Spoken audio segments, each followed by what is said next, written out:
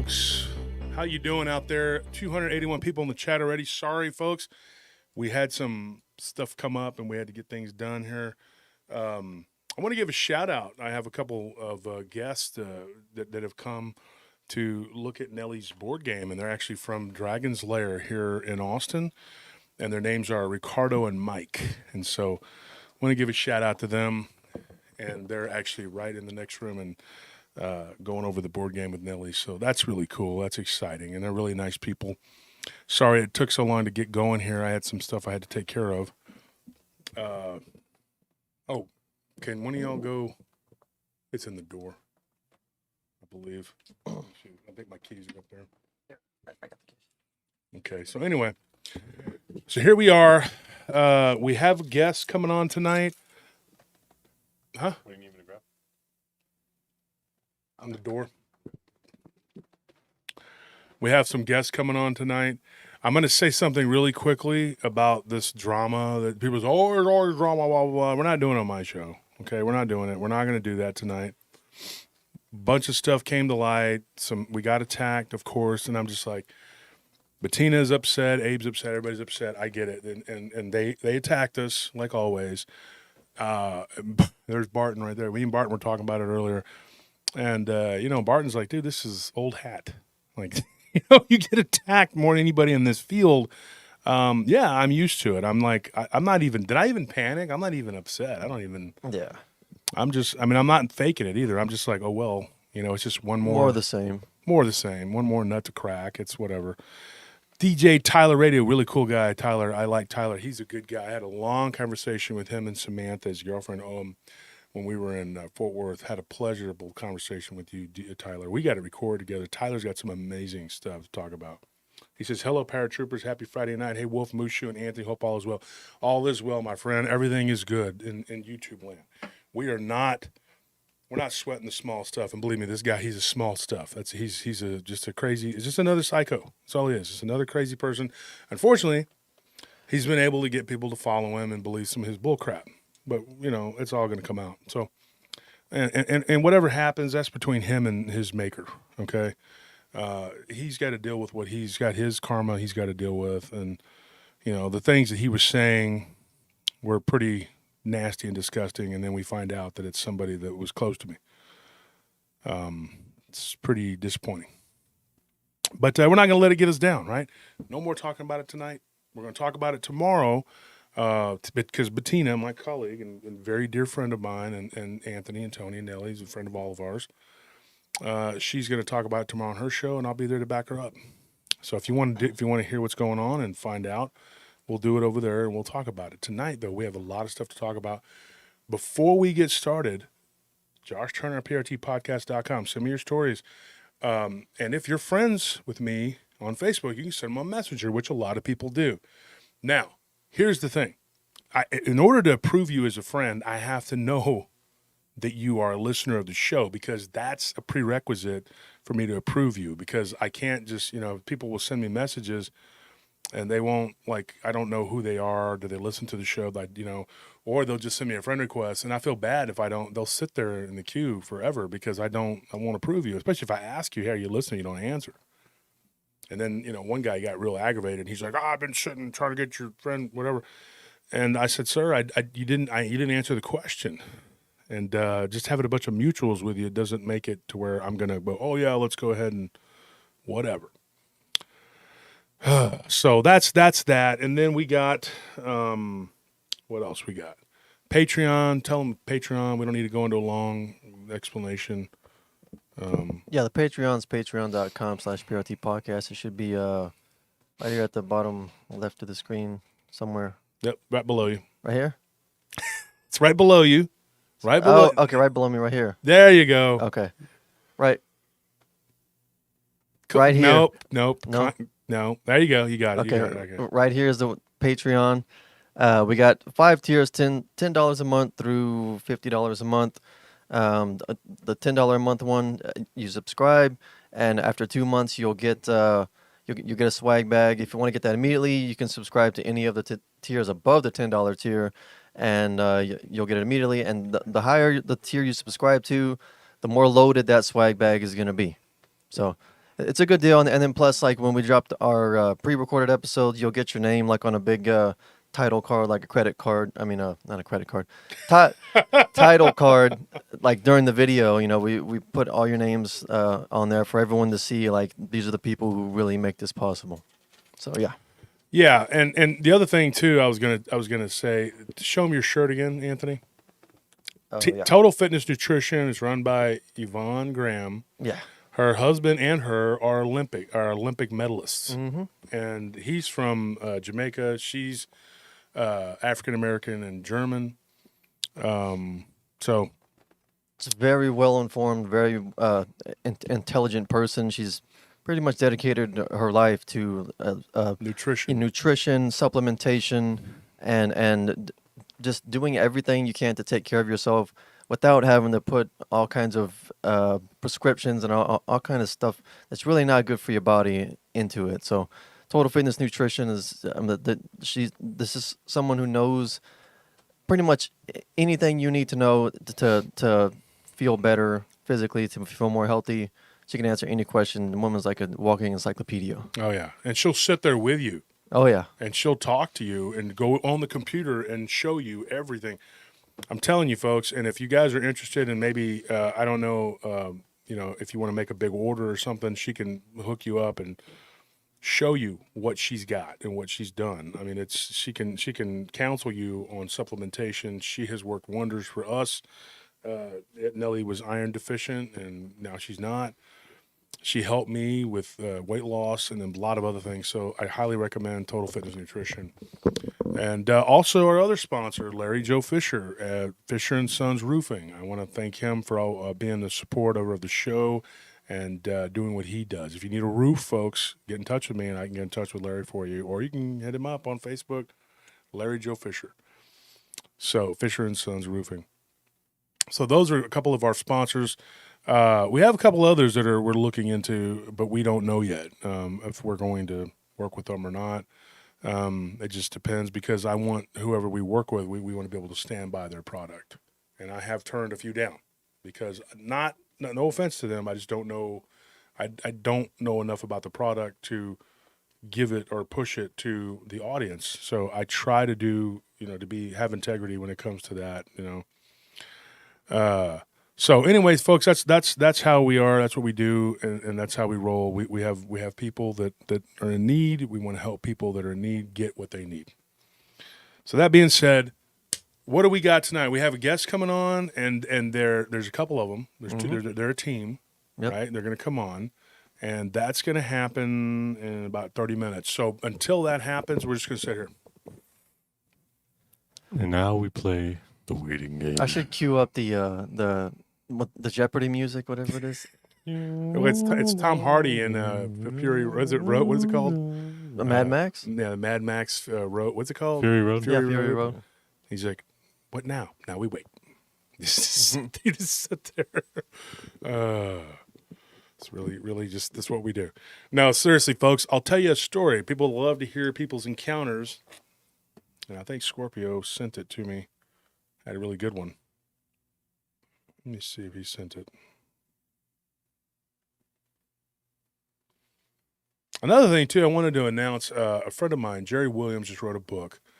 And he just sent me a link to it. I forgot all about this.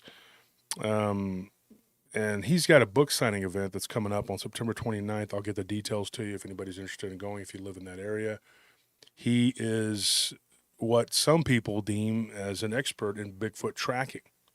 Now, I don't claim that I'm an expert. Most people say, oh, there are no experts in this field. But I will say this, having had conversations with him, he knows a lot about the nature of reality and Bigfoot. And he is somebody that we are going to be recording with soon. But I will say this. If you are going to take that title and call yourself that, then, at least deliver. And in my opinion, I think he does in several ways, Me personally, I'm not a Bigfoot expert. I'm not a Dogman expert. I'm not any expert in anything other than what people tell me and retelling people's stories. Somebody sniped at me the other day, and they're like, all you do is just tell people's encounters. And I'm like, yeah, well, if you're going to do something, at least be good at what you do. So, at least I do that. So I think Tuesday we got coming up, we're going to do a Chupacabra episode. Yeah. Is that it? Yeah. We're going to do Chupacabra. Mm-hmm. Got a lot of weird encounters, and we have enough now for sure to fill an hour slot of encounters with Chupacabra. We just got one over there in what's it called, LaGrange. Yep. So I thought, thank you for that donation. thank you Sugar so much. Sugar Britches, what are you doing? You don't need to be giving us donations. But we appreciate it. But come on. We got a story about a Chupacabra out of LaGrange, and then on the way back from LaGrange, you and I, Anthony, were driving, and I was like, dude, we started talking and going over all these different encounters that we've gotten about Chupacabra. And what did you say, Anthony? I don't know. I said a lot of things. He said a lot of shut up. things That is about a true. lot of things. He's quite the scholar of a lot of things. I am a knower of things. Tony's cracking on you, man. You gonna take that? I don't take it as an insult. I mean, he's objectively correct. I am quite a scholar in things. It was a compliment. I eat things. I drink things. I know things. I say think a lot of things. things about a I lot do of things. things. I'm smart. He's I like can do Rhett and things. Link. Yeah. Think a lot of things about a lot of things. No, somebody just said something that's a good way to start this. Is they said, I heard a story Lyle Blackburn told, Lizard Man by New Mexico, Texas border of the mountains. You ever heard of any Lizard Man stories in New Mexico? Oh man, okay. Yes. In fact, we've talked about this on the show. Guys, do you remember the was it Lizard Potluck we did? Yeah. It was, I believe it was called Lizard Potluck. And what it was, we had one near the Grand Canyon. I'm not going to say his name, but there's a guy that told us a story, and he's actually a surgeon by trade. And so what he told us was there was a four-legged lizard-type creature killing. It was an elk, wasn't it? I think it was. Was it? Yeah, an elk? yeah, it was an elk. He said it was a red elk, and this thing was killing and eating it, and he was with his daughter. And they watched it happen. And it was horrific, to say the least. And then there was another one up near, I think it's called Bear Creek or Bear, what's it called? You might look it up. It's right outside of Ruidoso. Okay. And that one was in New Mexico. The other one was near the Grand Canyon in Arizona. But this one was in New Mexico, and it was a lizard, giant four-legged lizard. And there are multiple reports of that. Also, near the Navajo Reservation, surprise, surprise, one of my friends who's actually, she's a Navajo descended person who's I've actually had conversations with at length. She told us an incredible story about a lizard man type creature, and guess what? It was being chased by, was it two Dogman? Tony, you helped cover that one. Yeah. It was being chased by, I thought it was like a couple of them. A couple of them, right? Yeah. Like two Dogmen were chasing this lizard man creature, which I thought was really freaky. Ran up a tree, right? No. That's the one at in the Uten Basin. That's the one that's right outside of Skinwalker I might be Ranch. thinking of a different one then, yeah. Yeah, no. That's the one that we got from, like I say his name, but that's he works up there. Yeah, I remember. Okay, but yeah, it's crazy, man. So this thing, it actually, it says, Devin says, what about the lizard man that was posing as a man in an elevator?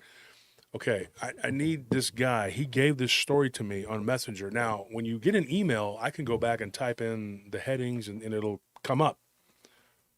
That guy, I really want to get him on the show. I want him to tell that encounter. So if you're out there and you're listening, please contact me. Now, if you're not interested in it, just write it down and reiterate it to me, because I didn't get a chance to read every nuance of it. And so I would like to be able to tell the whole, like, as a story. So if you're the person that sent me that, now the guy with the demonic toddler did, I know it sounds crazy. He did contact me, and the woman who saw the one-armed dogman. Those were interesting. The one-armed dogman was interesting because the story behind that one-armed dogman was that it was taken off by an alligator. That is a crazy story. We're not going to talk about it on this one, but not this Tuesday, but probably next Tuesday. And we are going to touch on some weird stuff like deformities that Bigfoot and Dogman have. And so that is weird. Like sometimes people will see these things weird, like just they look weird. And so somebody asked me though, and I get people chirpy all the time. They get kind of chirpy with me, and they're in a group and they're like, "Well, you think these things are spirits?" No, I think that they're metaphysical. I think they can be both, and I don't think that there's just one answer either. I think that there are creatures that live in the ground. I had a long conversation today with my friend D.A. Roberts, and we were talking about the cave systems, and I believe that they come from there. Another thing that somebody said, I said, well, Josh Turner said on his show that he's psychic. Let me explain that real quick. We all are. Everyone has that God-given ability. It's just how honed it is, or how you hone it. You know, that is the truth.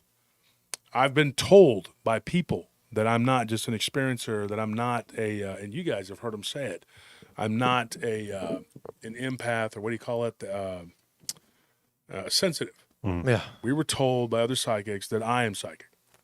Now, I don't use that ability to do much. I don't go out and try to tell the future. I don't remote view. I don't do any of that stuff, okay? So these people that are trying to say all this wacky stuff that try to trip me up or whatever, you know, I'm not up here saying I'm going to read your mind, okay? When I say that people have told me I'm psychic, that's up for debate. But I think everyone in this audience is psychic to some degree. I think that it's been kind of beaten out of us. And as we get older, you just lose it little by little. And it's like a muscle. If you don't use it, you lose it. So that's what I think about that. I think it's a God-given ability. I think I do have photographic memory.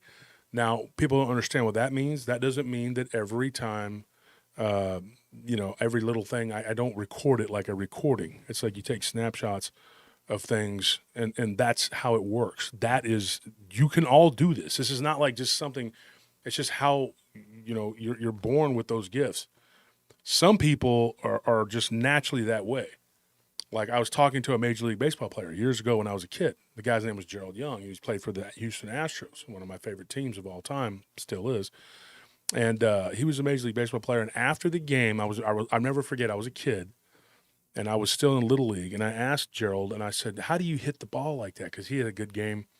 And he said, man, ever since I was young, I could see things like move quickly, Mm-hmm. And he said that, when you get in a groove, it's just – and it was really cool because through him, I got to meet a couple of the Astros, Kevin Bass and Bill Doran. They were there, and it was a really cool experience. And it was back in the mid-'80s when they were playing for the pennant and stuff like that, and they ended up playing the Mets that year.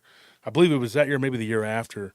They played them in the or it was the year after, but they played them in the NLCS and lost. But I always hated the Mets after that.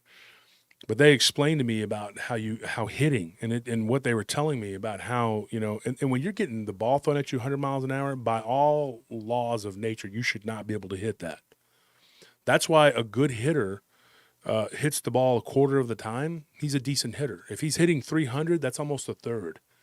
So if you're not striking out a third of the time, you're considered a great hitter, right?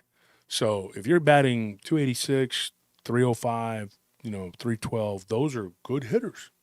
And that's not even that's not even a third of the time. So it is really a skill, and I think it's an innate ability that people have, and they hone it. But it's almost like, how the heck do they do that? Well, I was interviewing somebody last time. We were recording, and he had given me a ton of information. And Anthony, am I lying? I didn't write anything down. Oh, no. Going into the interview, I said, don't worry, I'll remember this. And he's like, really? You going to remember this? And I said, I will remember this. Trust me. I waited tables for years, and I never wrote stuff down. People would tell me, and I would go back, and I would bring them their food. There are a few mistakes most of the time, like, you order a steak, you get what you get. If I bring you chicken, you eat it, right? I'm joking. But I had this old cowboy one time. He told me, he says, I'll give you $100 plus 20% if 14 people. You remember everything, sides and everything. He goes, you can't mess up nothing, not a tea, not the lemon, nothing. And I got everything right, and he gave me $100. I was over the moon. I was like, early 90s, and you're a teenager. Yeah. I was so excited. I took your grandma out to eat it. I was so excited. I said, look, we're gonna go eat. We're gonna go eat. I was so happy, and that guy was like, here you go. I told you. And he goes, this guy is good. And then they gave me a round of applause. It was like, the greatest moment ever. I was like, I was like, this guy was like, he really didn't believe I was going to do it. But he paid. He was true to his word. He's an old cowboy from Amarillo, and he just threw it out. And it is one of those things where you talk and you remember things. It's an ability. But I don't doubt for a minute that anybody in this audience could do this if you tried, if you really honed your ability. Now, not everybody has those gifts. I've met boxers. They want to learn how to box. And you try to teach them. And I always say this. What is it, Anthony, about being quick? What do I say? That I can make you faster, but I can't make you fast. You're either born with it, or you either have it or you don't. There's really no in between with the like quickness. And you play to your strengths. Yeah. Mm-hmm. Bruce Lee, I think he was the ultimate teacher. Now, it's up for debate whether or not he would have been a great fighter in the UFC and all that. I think he had great kicks, but I don't think his punches were the best. But he was a great teacher. I mean, heck, he taught Chuck Norris. Chuck Norris's mentor was Bruce Lee. But one of the things he said is like, be like water and flow, you know. And he has so many great quotes. You got to give it to the guy. He had some great quotes. But one of the things that he taught us, you know, as people, was that you play to your strengths. You know, if you're built a certain way, and if you want to change that, then you have to change the form of your body, your physiology. And you can do that too. But it's all up to you, man. So anyway, it says here, Matt Acosta says, heard story loud Blackburn told Lizard Man in Mexico. We got that one. And then we had another one. Thank you for the donation. Somebody else donated. I got to get it here. I think that one said, thank you. That was from Mickey, from 86. that gave it to Mickey G. She said this one's from Mickey G. Or they said. Not sure. Yeah, he said this is on behalf of Mickey G. Yeah. Thank you. Thank you for those donations. We appreciate So that. you have photographic memory, huh? How many fingers am I holding behind my Yeah, back? sure. Well, Tony, you've already tried lying to me multiple times as a teenager and as a grown-up. I'm lying. My truck was wrecked when I got here. That didn't work. I knew what it looked like before, so I proved my point on that one. I am at work. I'm just there in spirit. That was another lie you told. You weren't even there in spirit. You were playing Call of Duty and you were running late. How many other lies has he told? There's been a lot. I can't keep track of them all. I'm not quite sure humanity has reached the ability to count that high. How many fingers are we holding? We have enough. But anyways, they'll run with that. He admitted on air that his co-host is a liar. He's a liar. Yeah. He said he's psychic. He doubled down. He said he's satanic. He's satanic. The evil guy. Let's talk about him. Let's talk about the crap, you know. But yeah, so that being said, look, you want to talk about the lizard thing, guys? Folks, vote on here. Tell me what you want to hear. I got a Dogman story for you. I got Bigfoot. I got a lizard man story I could throw out there before we get started with the good folks that we're going to bring on. I'll let you decide. Get into that chat and tell me what you think. We got 400 people there. Lizard. Barry says lizard. I like Barry. I like Lola. There's Bigfoot and well, it's going fast here. Lizard man, Bigfoot, lizard. Okay. Lizard. Then we got lizard. Then we got Men in Black. Bigfoot, lizard man, Dogman, Bigfoot. There's a bunch of people. Lizard man, probably the most, right? Yeah, pretty much. It's Okay. overwhelming. That's not hard. Let's tell the one that we were going to talk about, the one in Baltimore. Okay. This story was given to us, and we've kind of hinted around about it a little bit, but this is a pretty good one, and it's a perfect story to tell to pass the time until we get our guests on here. Oh my gosh! Look, come on now, come on, Chris. Stories of Dogman and SoCal. Oh, I got some stories in Southern California. I need to bring when me and James Bartley record. You're going to hear about Dogman and lizards in Southern California. He was there in the thick of it, and he can tell some really crazy stories. What I'll tell you, though, this one was given to us. This is an African-American guy who lived up in Baltimore, and he lived in a very bad area. And he kind of jokingly, said, man, I saw this white thing walking down the street, and he goes, my neighborhood's all black. He said, dude, there were not white people in that neighborhood. You know, and then he made a comment kind of joking, but it was true. He's like, dude, the only reason that they would be there is if they were buying something, you know, and so he's like, it freaked him out. It was him and his brother. And they see this thing literally walking down the street. And since I first brought this up, he gave me some more details, and I've been waiting for him to kind of give me the whole story. Now, as it turns out, there are a couple other people that lived in that area who had seen this creature. This thing was literally living, they believe it was living in an abandoned building. Why? This is my thing. And I'm going to tell you right now, and we'll get into it in a minute. I believe these things come from inner earth, right? And you're going to say, why was it living above? Don't know. I know that it was. Now, I don't believe that you can walk around, and I had this conversation, this guy, I'll call him Vince. I had a conversation with him and his younger brother. And I told him this. I said, you can walk around out in the woods all day long. You may not find anything just because they're below you. They come up and go out into the woods, but I really think that they are below us. And that's my opinion. And then he asked a very good question. He says, well, why was this thing living in our neighborhood? And I told him, I said, I can't answer that. But I can tell you some theories. And we'll get into that after I tell you the encounter. It was walking down the street. And they described this thing with like a crocodilian, alligator type head, not small, but a smaller than a crocodile. It's not like a full-on crocodile snout, but a smaller crocodile's head. Yeah. But I think it was more like a gator because they said it was more wider and rounder. And gators have a wider, rounder head, whereas crocodiles have a long, elongated snout. Mm-hmm. What's crazy, and people just, they don't want to accept this, is that gators actually can live just about anywhere. We had some living down here in Buda, and I'm not joking. And actually, the guy we recorded with last night, when that's going to come out next week, he talks about that. These things can actually go into like a suspended animation, like a hibernation, and they can slow down their pulse, they can slow down their heart rate, everything. And so, whenever you are dealing with some sort of reptilian, you got to remember, okay, these things can live way differently than we do. And so he said it was so cold up there in Baltimore. And he said in that winter in particular, it was very cold. And I told you guys the other day we were talking about it. We got into but I don't remember the year because I don't have it, whatever. But I remember all the other details. But it was walking down the street, like just walking, and they saw it. Now they had heard stories of this white humanoid lizard thing. One guy claimed to have seen it behind a trash can behind a convenience store. And it had jumped out of he thinks it jumped off the top of the trash can, but it was looking through the trash.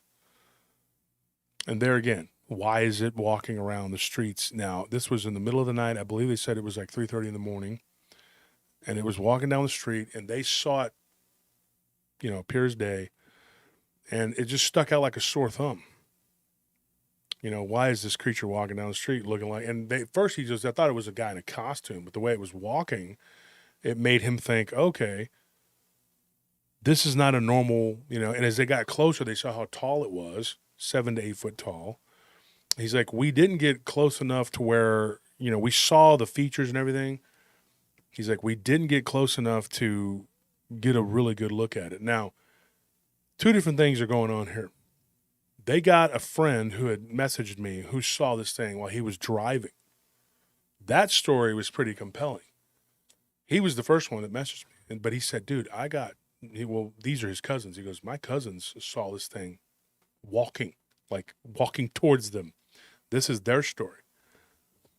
They didn't get close enough to get like a full-on, like great description of it, whatever. But he goes, my brother, the guy that I was talking to, Vince, he said, my brother, we'll call him Neil. He said, Neil doesn't, that's actually his real name. I said his real name. But Neil, actually, I don't know why, but anyway, I just kind of slipped up. But anyway, he said, look, Neil doesn't see good. He wears glasses. He's like, me, I see great. I have perfect vision, especially back then. I was a younger guy. He thinks he's old, and he's like in his 30s. I'm like, God, get he's out about of to here, die man. soon. Your exit's coming up, Vince. You're getting old.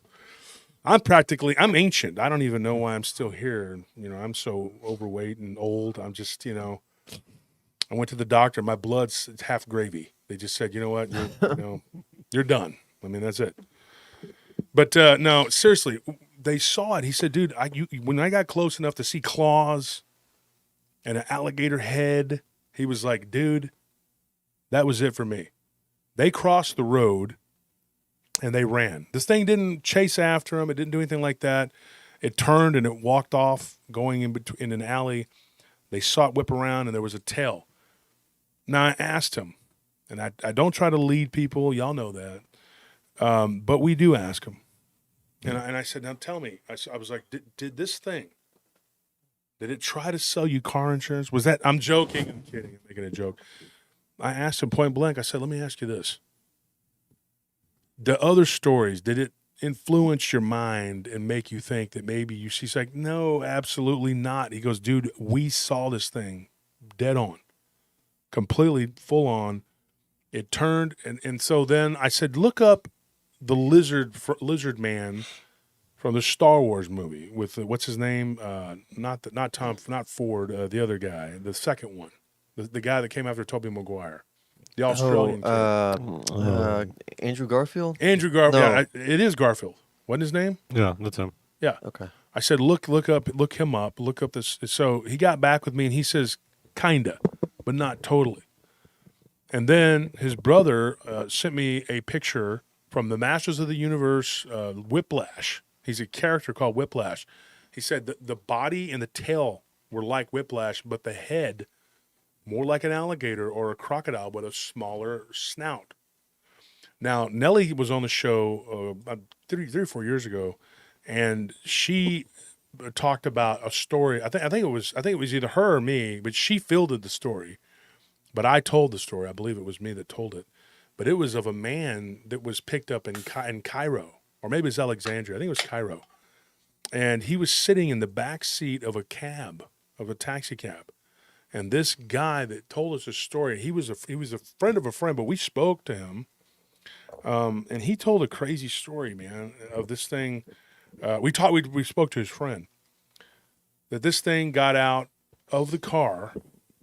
It had a shawl over its face, and it came down, and he said it was wrapped up like a female, but he said it was very much male. He could tell there was an energy about it, everything. It jumps out of the car and it runs and it jumps into the river and he looks. He goes and he gets out of the car and he looks and he sees a tail and he sees this thing swimming. And what he sees is basically a crocodile. Now, if you look into the legends of these lizard type creatures, Sobek, I could tell you right now, and this story, I think it was in a book too, because he said my friend's story was in a book. I don't remember which one, but that story, he gave it to me. And his name was Ahmed. And he said, look, he's like, there are legends of these creatures. And there's even a cult there that goes back before the Roman times, back to the Ptolemies when they first settled and conquered Egypt when Alexander was there. There was a cult of Sobek. Now, Sobek is look him up. Look up Sobek. See if we can get a picture of him and we can talk about what he does. Sobek was the god of Egypt, the Nile. That was his domain. And he was a crocodilian human-like creature. I believe that these anthropomorphic creatures that the Egyptians revered and the Greeks, I believe that they were more than just little gods, like minor gods. I think that they were representatives of a race of beings. My opinion, maybe it's not shared by other people, but that's fine. I'm right, you're wrong. But we're going to move on from that. Before you can argue, slam the door. Let's see what we got there. You can't. It just looks white. You can't really. Okay, well now you can't. Well, we can't see it. I don't know. just There you go. Anyway, you can look it up, and if you can look up like some renderings, some artist renderings, Okay. like just look up images or whatever. There's people who've drawn pictures of what they've seen. There was a guy that was on A Haunting. You know what that show is? Where it's called A Haunting in something. Was it Travel Channel, History Channel, or I think that was the What was that Travel channel? Channel. That was Travel Channel. Was it Travel Channel? There was another one that was like America something channel that had all these Destination America. Destination America had all these haunting shows on there. I don't know. I used to watch a few of those when I had time, but I don't have a lot of time. But he was talking about being plagued by this demon that was, he called it a demon. It was like Sobek. And there is a cult where they worship this thing. And look it up and about what it is he does. Because there is a cult for him, and then there is a cult for another deity. What the heck is it called? Set. That's his name, Set. But he was on that team, basically. He was one of those. And if you, right here, the Egyptian hieroglyphs. And if you, Anthony's showing me on here. He's not showing y'all, but he's going to show you. But this is what this creature looked like. And this guy who claimed that his friend saw that, he's like, the first thing he thought was that creature. And it says Sobek was associated with fertility and military prowess, but served additionally as a protective deity with a protective deity against dangers presented by the Nile. The Nile, yeah. And so in order to keep, and that was one of the things they did, this cult, what they did was they would make sacrifices to these, and they would throw people in there to be eaten by the crocodiles so that they wouldn't be eaten. People that had to work around the Nile and travel back and forth to be protected, they would sacrifice somebody. And that's a horrible thing to think about. But you always hear about these reptilian creatures demanding some sort of blood sacrifice, and that story was crazy. Now we get back to this Baltimore story. These guys, these brothers, they see this creature. Thank you for that donation, Michelle. We appreciate that. What is that? But anyways, thank you, Michelle. These two brothers, they see this creature. They cross the road. It doesn't follow them. They see it turn around, and there's like a tail. Now, they said that they had a neighbor who saw this creature like years and years ago, long before that. But nobody took his word for it. And in their words, he was not going to say what they called him, but he was a person who did drugs. Okay. So nobody believed him. Everybody was like, yeah, right. But he got a really good description of this thing. And it was like really big, conical looking teeth. It had green eyes, not necessarily glowing, but they were green. Sometimes people depicted it as being yellow. I think the guy that drove by on the truck or his SUV, whatever, he saw it as yellow. But these kids didn't see it illuminate or anything like that. It was not self-illuminating eyes. And it had scales, and it had big hands and claws, and it had big shoulders, not overly sized. He's like, not like you would think of as like a Bigfoot type creature, like really wide like that, but big and tall. And now I'm going to get into why would this creature be living topside? First of all, it's white. It's pure white. It's like an albino, possibly. Now another thing is if these creatures, they live below the earth, it would stand to reason that some of them may not have any color. Artistic Bunny says stomp on it. I don't think you can stomp on it, unless we're talking about something else in the chat. I don't know. But yeah, the description that was given, it's scary. I mean, it's creepy and it's terrifying. But there's no record of it or no stories of it attacking or even threatening anybody. It was just there. And they said that it was hiding out inside of a building. Now, I did ask this question, too, because I think it's important. I said, did you or anybody that you've spoken to, did you guys get any sort of fear from it? Or have you heard of it attacking anybody? Or is there any stories of it like changing its shape, like shifting, like shape-shifting? And emphatically, they were like, no, nothing like that. There wasn't any shape-shifting element to it. When what they saw was what they saw. And there's nothing else to it. I mean, that's all it is. Now, I told them, keep me informed if you ever see it again. And that was years ago when they saw it. But here's another thing. I talked to somebody the other day about Bigfoot, and they live near Bastrop, and she was telling us about and it was a waitress who waited on me and my wife at this place called Dos Salsas. And she was a very nice young lady, and she saw a Dogman when she was a kid. I mean, we were talking to our waitress. She said she saw a Dogman. And then she talked about something out in the woods near her house, out near Bastrop. She said, she's like, it terrifies her. She won't be out there alone by herself out near Bastrop. There's just woods all the way around there. Now, what was it, 2010? What year was it that the fire happened? Oh, out in Bastrop? Yeah. Yeah, I think that was 2010. Yeah, because my friend Dan Henderson, who actually played a small role in what happened when I saw the Dogman, his family, they're the ones that actually worked on bikes. And my friend Dan Robles was walking me over to where I could get a bike, and then we were going to. And, to this day, I don't even remember why Dan Robles was walking me. That's another thing. People have asked me that over the years, and I don't know. I think it was because we, the legends. I mean, even though I'd say I don't really believe them, it's kind of like in the back of your mind, maybe this could be real. I don't know. But I talked to him about it one day, not too long ago, a few months ago, and I'm like, why were you walking me to Henderson's house? I called him Henderson because it was Daniel Henderson, Daniel Robles. My friend Henderson, he's a mechanic. He works on Porsches. And he was saying, that after the fire, we were talking about this, the Bigfoot, you didn't get as many stories. So a lot of the Bigfoot stories we get about Bastrop, and I told this young lady that waited on us, they come pre-fire, right? And then I told her to go look up the episode of the vampire that we call him a vampire. We don't know what he was. Was the immortal. Mm-hmm. He was like an immortal.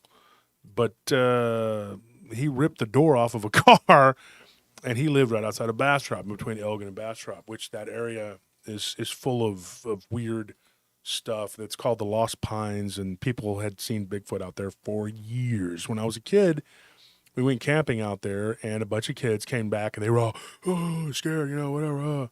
And we thought maybe they saw a snake. No, they said they saw Bigfoot. And as a kid, I was like, really? Like, did you really see? And I kept questioning everybody. And then, of course, if you're a follower of the show, one of the earliest episodes, I actually talk about Bigfoot being seen at a birthday party where I was at, but I didn't see it. So I can't claim it, but a bunch of kids did. I was doing the responsible thing. I was trying to set up a prank with my friend's older brother so that we could scare the crap out of everybody. Simultaneously, they're actually seeing something for real. So that's how that went. But and another thing I wanted to talk about very quickly, and then I'll shut up and we'll bring our guest on. I know the Frio River exists, okay? I was making a joke back in episode 31. And one of my listeners, and yes, I'm going to say your name, put you on blast. What's his name? Andres Castillo. I'm going to give him a shout out. And Andres, I'm going to type on there, giving you shout out on Livestream. So this is what he did. He sent me a message. He says, "Hi, Josh. Thought I'd finally send a request. I love the streams and the shows that you've been providing for us. On episode 31, I find it hilarious that you ain't heard of the Frio River." Well, I got to be honest. I was really sticking to that because my friend Squid, and Anthony and Tony, you know this, said he was going tubing in the Frio River, and I pretended like I didn't know what the hell he was talking about. Yeah. And then I went so far as to say I never heard of it, and it's probably a Mandela effect. So then we get on the show, and I was messing with Armando, and he was like, the Frio River, and I said the Frito River, and I think we kind of edited it out. Yeah. And I trolled him hard. I made a joke about it, and I said I'd never heard of it. And I said it had to be a Mandela effect. And I'm like, dude, I grew up in Texas. Okay. Of course, we know Frito River. So Squid was like, you weren't lying, because he was listening off and on, So I was like, you weren't lying. You really never heard of it. I said, dude, of course I'd heard of it. But Chico, y'all know Chico and Squid, and Chico's a luchador, and he's like, dude, you've been there. And I was like, I can sit there and pretend if I want to, okay? But the fact is, I was messing around with Armando and to a lesser degree Squid. I was trying to play it out like I had never heard of it, and playingly gaslighting them, and had these two kind of going along that we didn't hear of it. It had never existed. That's a joke, okay? I just want you to know. And Armando's passed on, and we used to mess with each other all the time. Armando joked around with me. Mm-hmm. We would tease each other, mess with you, and him were pretty close, Tony. And y'all would mess with me sometimes. But there's that. I just wanted to clear that up for you, Andres. I don't know if he's in the chat, but so there's the whole thing with the Frio River. Okay. Also, there's a story of the prayer of the 12 truths. I think we talked about that with Armando too, and he was talking about his grandfather actually catching a lechuza, and I wanted at that time for him to be able to have his moments and be able to talk about something that he knew. So at times I was just kind of like, okay, let him tell it, or whatever. So that's what that is, right? Just letting you know. And that's going back in time, I know. What we're going to do now, we're going to call our guests. My hair looks like crap. I don't know why I took my hat off. But we're going to call our guests, and we're going to get them on, and we're going to talk about field work and Bigfoot Dogman.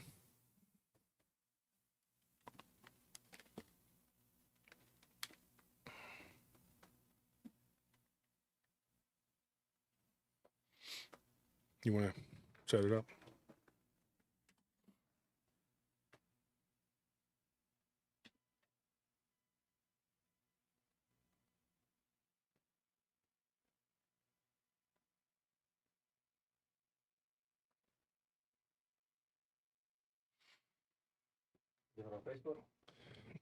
Hold on. See how they want to do it. Because there's two people. Or we could send a link through email and put them on Skype. It's up to you.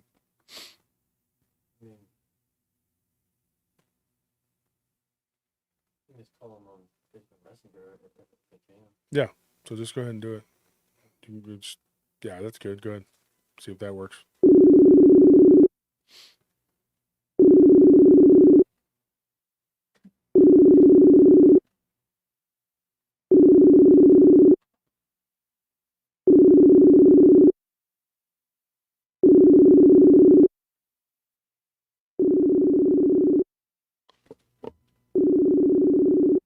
Try calling the other one.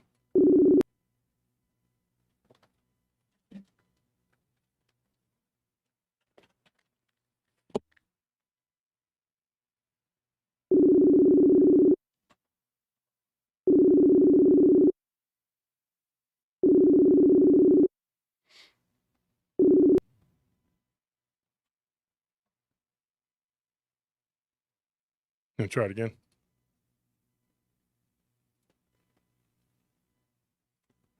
What happened?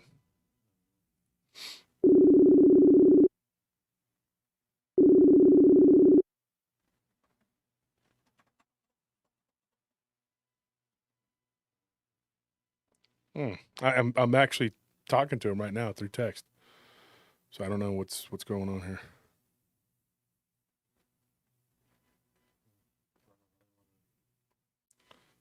Well, let me ask. We'll get it down here.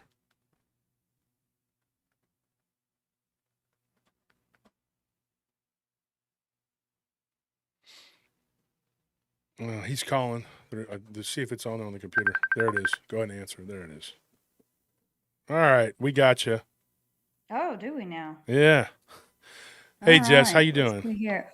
We're used to, I'm going to switch this over. We're used to doing stuff on StreamYard. So we had everything set up for that. Yeah. I can hear, as long as I can hear both of you, we're good. Folks, this is Hell Bent Holler. What's up, guys? What's up, guys? Somebody leaked it. Was it me and my big mouth? Was that on Bettina's show or something, I think I leaked it that you guys are going to be on, and people were messaging me today. They were like, is Hell Bent Holler going to be on? You guys are becoming well-known in the community. They were like, oh, man, this is going to be an awesome show. I'm like, no, it's not. I'm not going to let them talk at all. I'm just going to talk over them. Now, So the usual. Well, thanks for coming on. Take it easy. Joe and Jesse, let me tell you something. Even David Weatherly wrote in the forward of my book how I overtalked him when in the Alaska.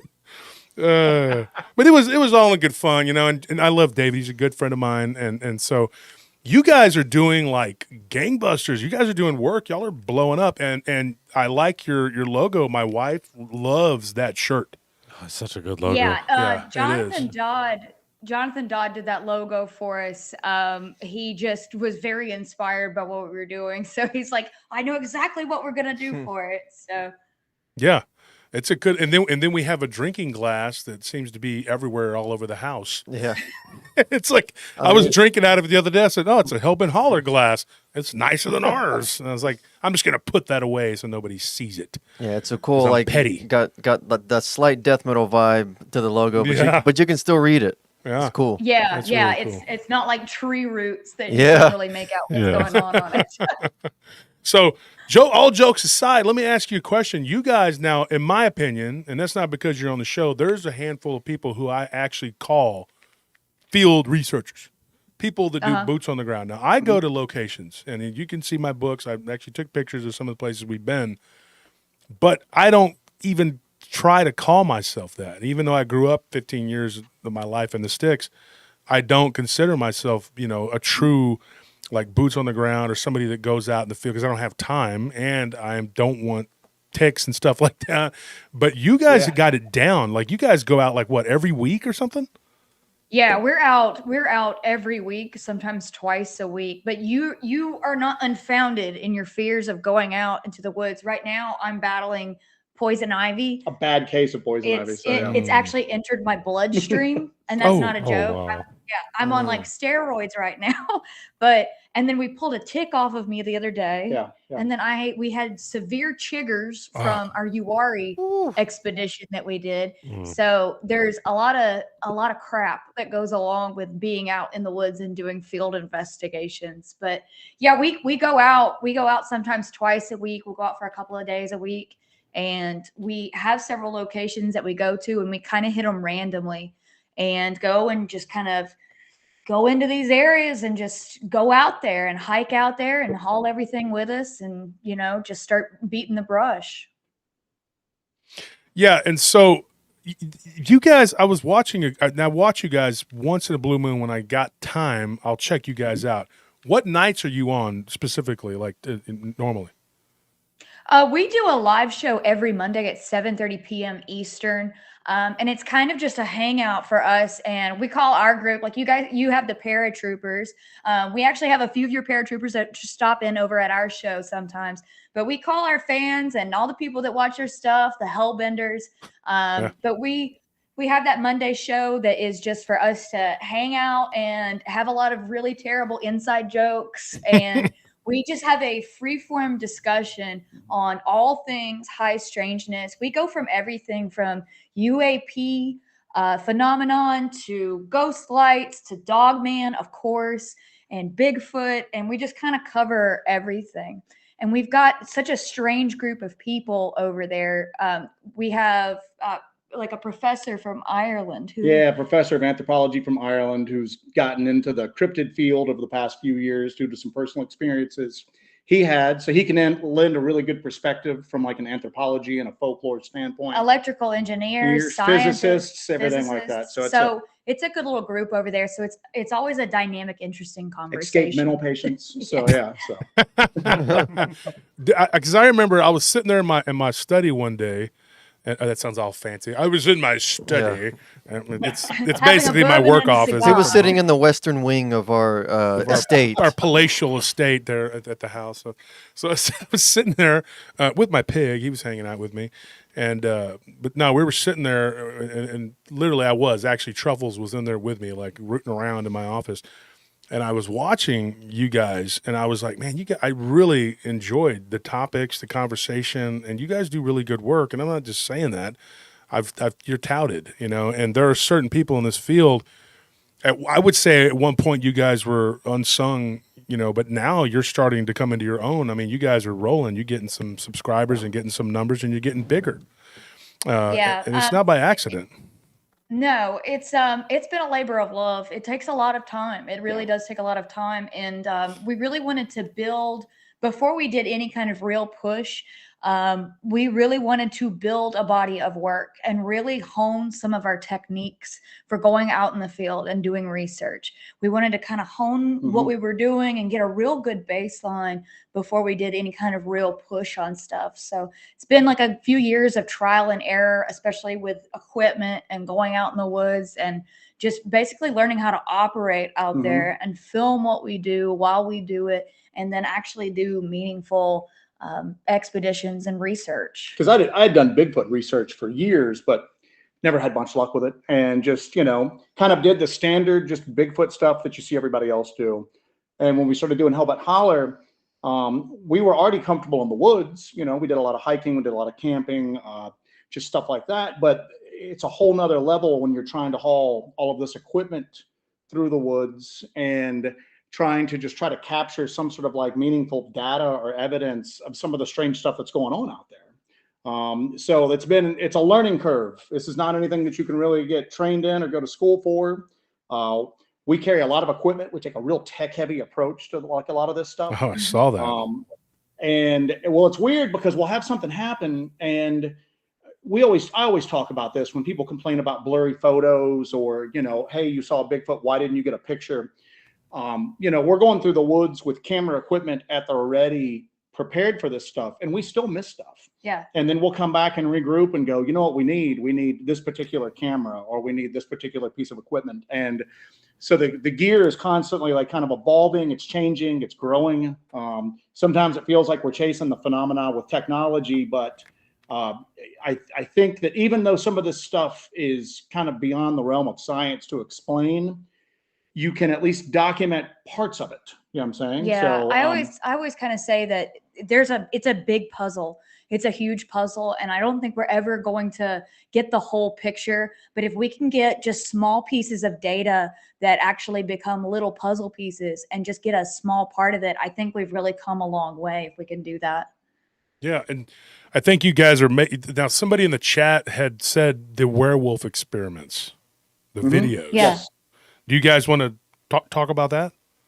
That was our first. Second LBL. That was our second LBL expedition, but that was really kind of a turning point for us.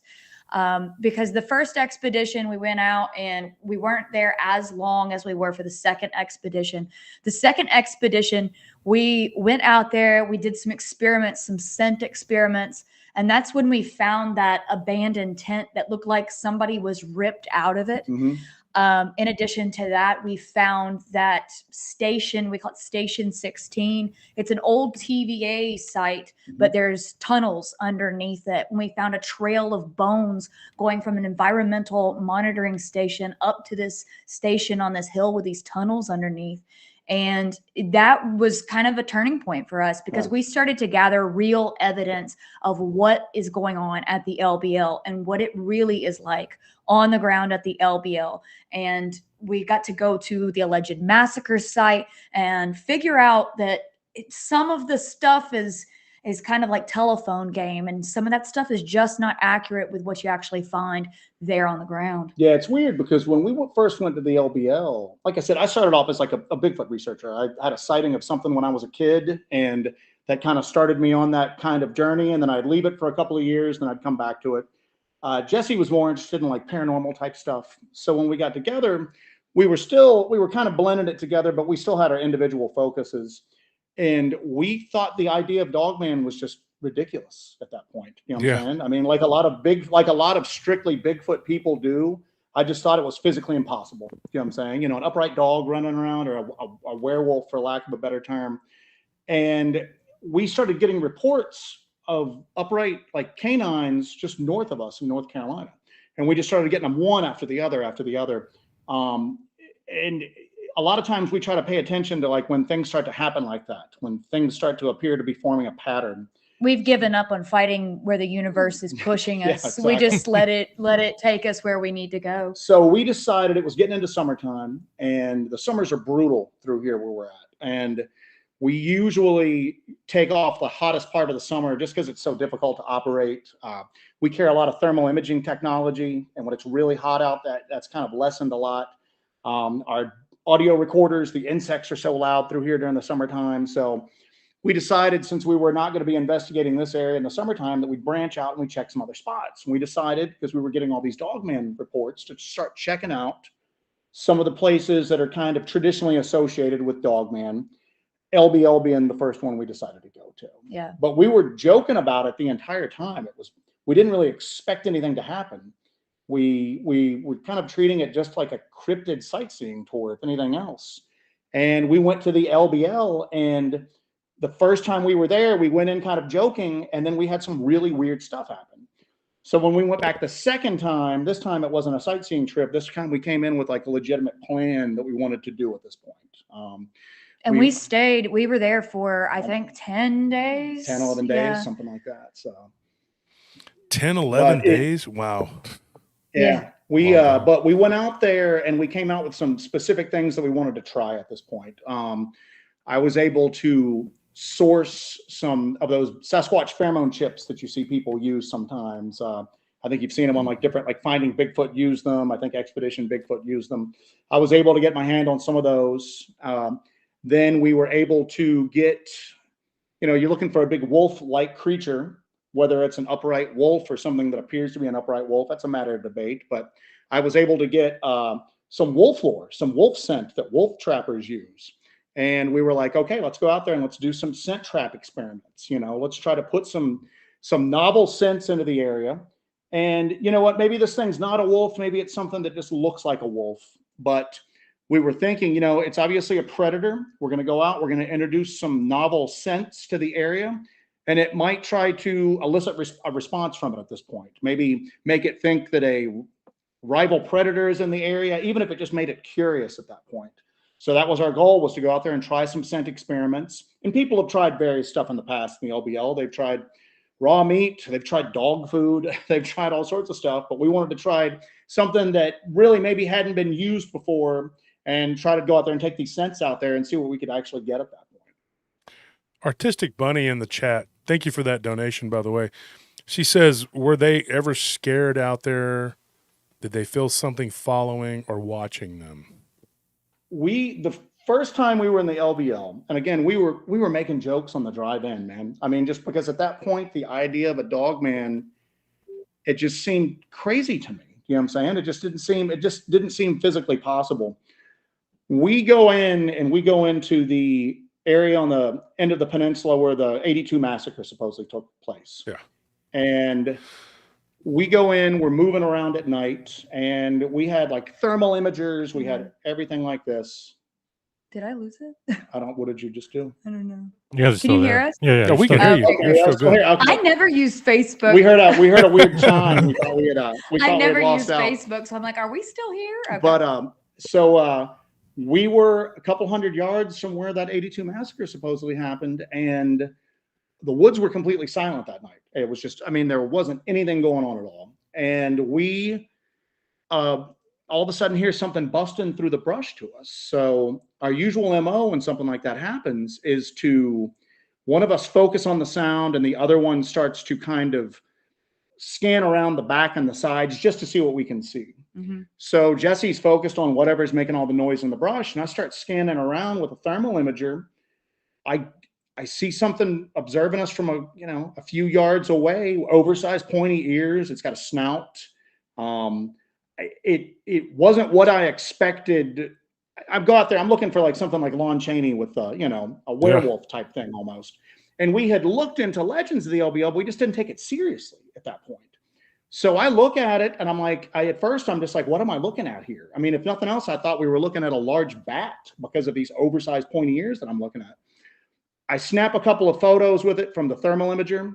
We had just been taking pictures of deer and there were power line cut, like, a few minutes before that, and snapped a couple photos of it. And then I've got my flashlight hanging from a lanyard on my wrist. I start fumbling to get my flashlight up, look back through the thermal, and it's just gone. It just disappeared. So I still didn't know what I was looking at. So I tell Jesse, hey, let's move on up here a little bit. We're in kind of a closed area here. The foliage is pretty thick. Let's get up into somewhere where we've got a better point of view. We've got better visibility. We moved up. I still didn't know what I saw until we were able to get those images on a computer screen later on. And we looked at it, and we're both looking at it going, what are we looking at here? Josh, I'm still thinking it's a big bat. It's just these huge ears, man. Mhm.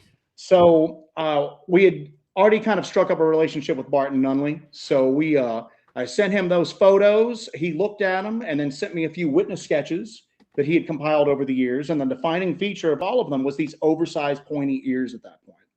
And that was like a real, like an epiphany type moment for us at this point. We sat there and like, we're just going, listen, you know, we kind of came into this jokingly. This was something that we did not think it was possible to exist. But you've got to follow where the data takes you.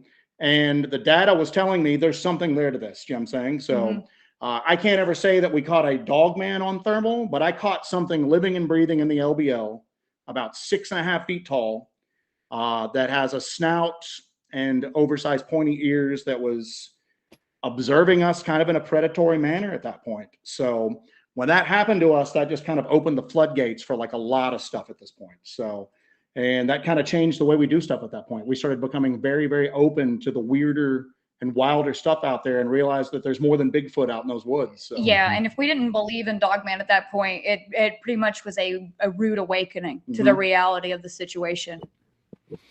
Yeah, my rude awakening happened when I was 15. Unfortunately, I heard the stories when I was a kid, and I never believed any of it. And then I was talking to my friend Keith, who lives up in Fort Worth. He came to the conference. I was sad that you guys couldn't make it because I really wanted you guys there. I know you guys had to work and stuff, but he came up to me, and I just remember I told him, I said, "You remember when we were young? I was shooting guns when I was real young. Okay, like my grandpa." A very, very irresponsible adult. And we'd be up at Pinto Canyon, and I'm like 9 or 8, and he'd give me his 38 to shoot out the window. That's perfect shooting age. In fact, you should have a job at that Exactly. I was 11, though. We were out, my dad worked graveyards sometimes. He worked shift work, but he'd be graveyards at the power plant. And so what we would do is we'd tell Keith's parents, hey, we're going to stay the night over there. And we would be out running around all hours of the night, and we had guns, and and I told him, I said, we were out there with those snake charmers, those 410s. They weren't going to do nothing if we ran up against a Bigfoot or a Dogman. And I get so many reports now out of that area, and it is scary because now looking back on it, we may have been in close proximity to some of this stuff. And then I end up moving to what is essentially the barrio, in my hometown from where I was living out in Rockdale. And it's culture shock. But then that's where I see a werewolf-looking creature is in town. And so, yeah. And every time somebody tells me a story, they're like, you're going to think I'm crazy. And I'm like, no. And always people start with that. And I'm like, look, I've heard it over and over and over again. Bigfoot's out there. Dogman's out there. All kinds of stuff. In fact, me and Barton were just talking a couple weeks ago about a bat squatch sighting he had that his neighbor had. Yeah. So there's weird stuff out there. And we always talk about, there's a term that usually makes its way around like the parapsychology community, like the ghost hunters and all that. And it's called the boggle threshold. We talk about it all the time, that even if you're open to some weird stuff, like I was open to Bigfoot, I had no problem with that at all. But your mind reaches a point where you just go, okay, I'll believe everything up until this line. And then it's a bridge too far. But over that line, I don't believe it. My mind's just boggling. It boggles the mind at that point. And you're just not open to it. It's like this imaginary boundary that you just kind of set for yourself. And that kind of tore our boundary down at that point, just going to the LBL and catching that thing on thermal and just seeing it. And I'm going, all right, this isn't, I didn't have something in my eye. This was captured on a piece of technology that reads body heat, whatever this was. And we got multiple images of it. Yeah, we're in the Kentucky woods. It was the night before Midsummer's Night, and it was just hot as just all get out. Sometimes thermals don't work as well in the woods when it's that hot, just because everything's almost as hot as like whatever body heat this thing's giving off. This thing's pumping off body heat. This thing was hotter than you would expect a deer to be, a bear, anything like that at all. And it was weird because we really struggled with that. I even started looking around for other animals that had like oversized pointed ears and snouts. It got to the point where we were looking to see if there was like an escaped kangaroo in the area or something like that. I'm just trying to think of anything physical and normal it could be. And we just could never come up with anything for it. So, and then, like I said, once we started seeing those witness sketches that Barton sent us, we're going, all right, we can't deny it, man. We went in making jokes about this, but this thing's real. You know what I'm saying? Don't know what it is. Don't know where it comes from, but it's whatever it is, it's real. That's Yeah. called And I think smart that's pretty cool. investigating. Go ahead, Jesse.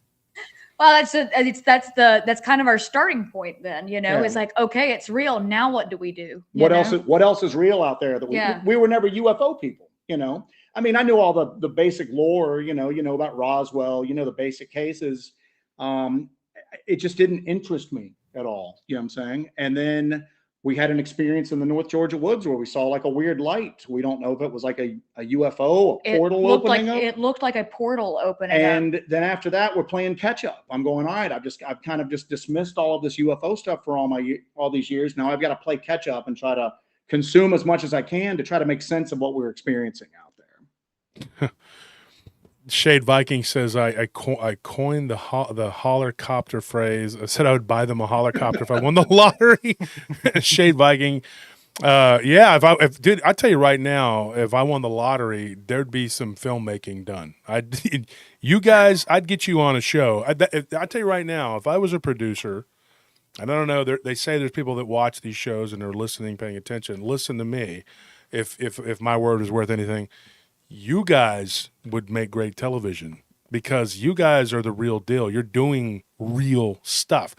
Now, not talking crap, but there are people running around out there. Is there spooky ghosts in here? You know, and they're doing all that, and they're running around pretending to be whatever they're pretending to be, finding whatever. And you guys are like doing like real stuff that probably should be on TV. I mean, seriously, man, some of your investigations, man, it's pretty cool. It's pretty eye-opening. We've been contacted by a few producers over the years, and it's, you know, with that kind of thing, it's a lot of hurry up and wait for that. But regardless, even if I do one of these projects, we're always going to keep Hellbent Holler. Hellbent Holler is our project. It'll always be our project, and we're always going to do it. Regardless of what happens with, like, say, a network show or something like that. We will always keep Hellbent Holler and continue doing things our way and stay independent in doing that. And that was the whole purpose of Hellbent Holler, is that you see, you know, everybody talks about this stuff. And you know what? Here's the deal. It's not like you're going out and investigating, I don't know, like caribou or something like that. You know where the caribou are, and you go out and you follow them around, and you just, you know, you film them, you do whatever. You're kind of at the mercy of the phenomena at this point, and it's not predictable. But our thing is that, you know, we just felt the need to kind of go out and try to gain some sort of data, some sort of evidence of this stuff. And, you know, we always make jokes that we wish we were ghost hunters at this point, man, because you're indoors. It's a lot easier. You drive there, you know, you get out, you unpack your stuff, you walk inside. It gets too bad, you can just walk out the door, get in your car and go. Yeah. But that was our thing, is that you kind of see that in the ghost community, but you don't see that as much in the cryptid community, or in the, you know, the outdoor paranormal, whatever you want to call it. I mean, you see people that do Bigfoot hunting, and, you know, they go out and they're beating on sticks, you know, with sticks on trees and doing call blasting and stuff like that. Leaving them donuts. Yeah, exactly. And I'm just going, there's so much more that you can do out there. Yeah. And that was our goal, was we were just going, hey, instead of talking about it, let's go do it. We know that there's something out there. And I'll tell you, man, that after that LBL thing, this was kind of a part-time gig for us at that point. And now it's basically like a second full-time job for us. Yeah. I mean, we spend about 8-9 hours on this on a regular day. And then anytime we have off is spent out on field investigations at this point.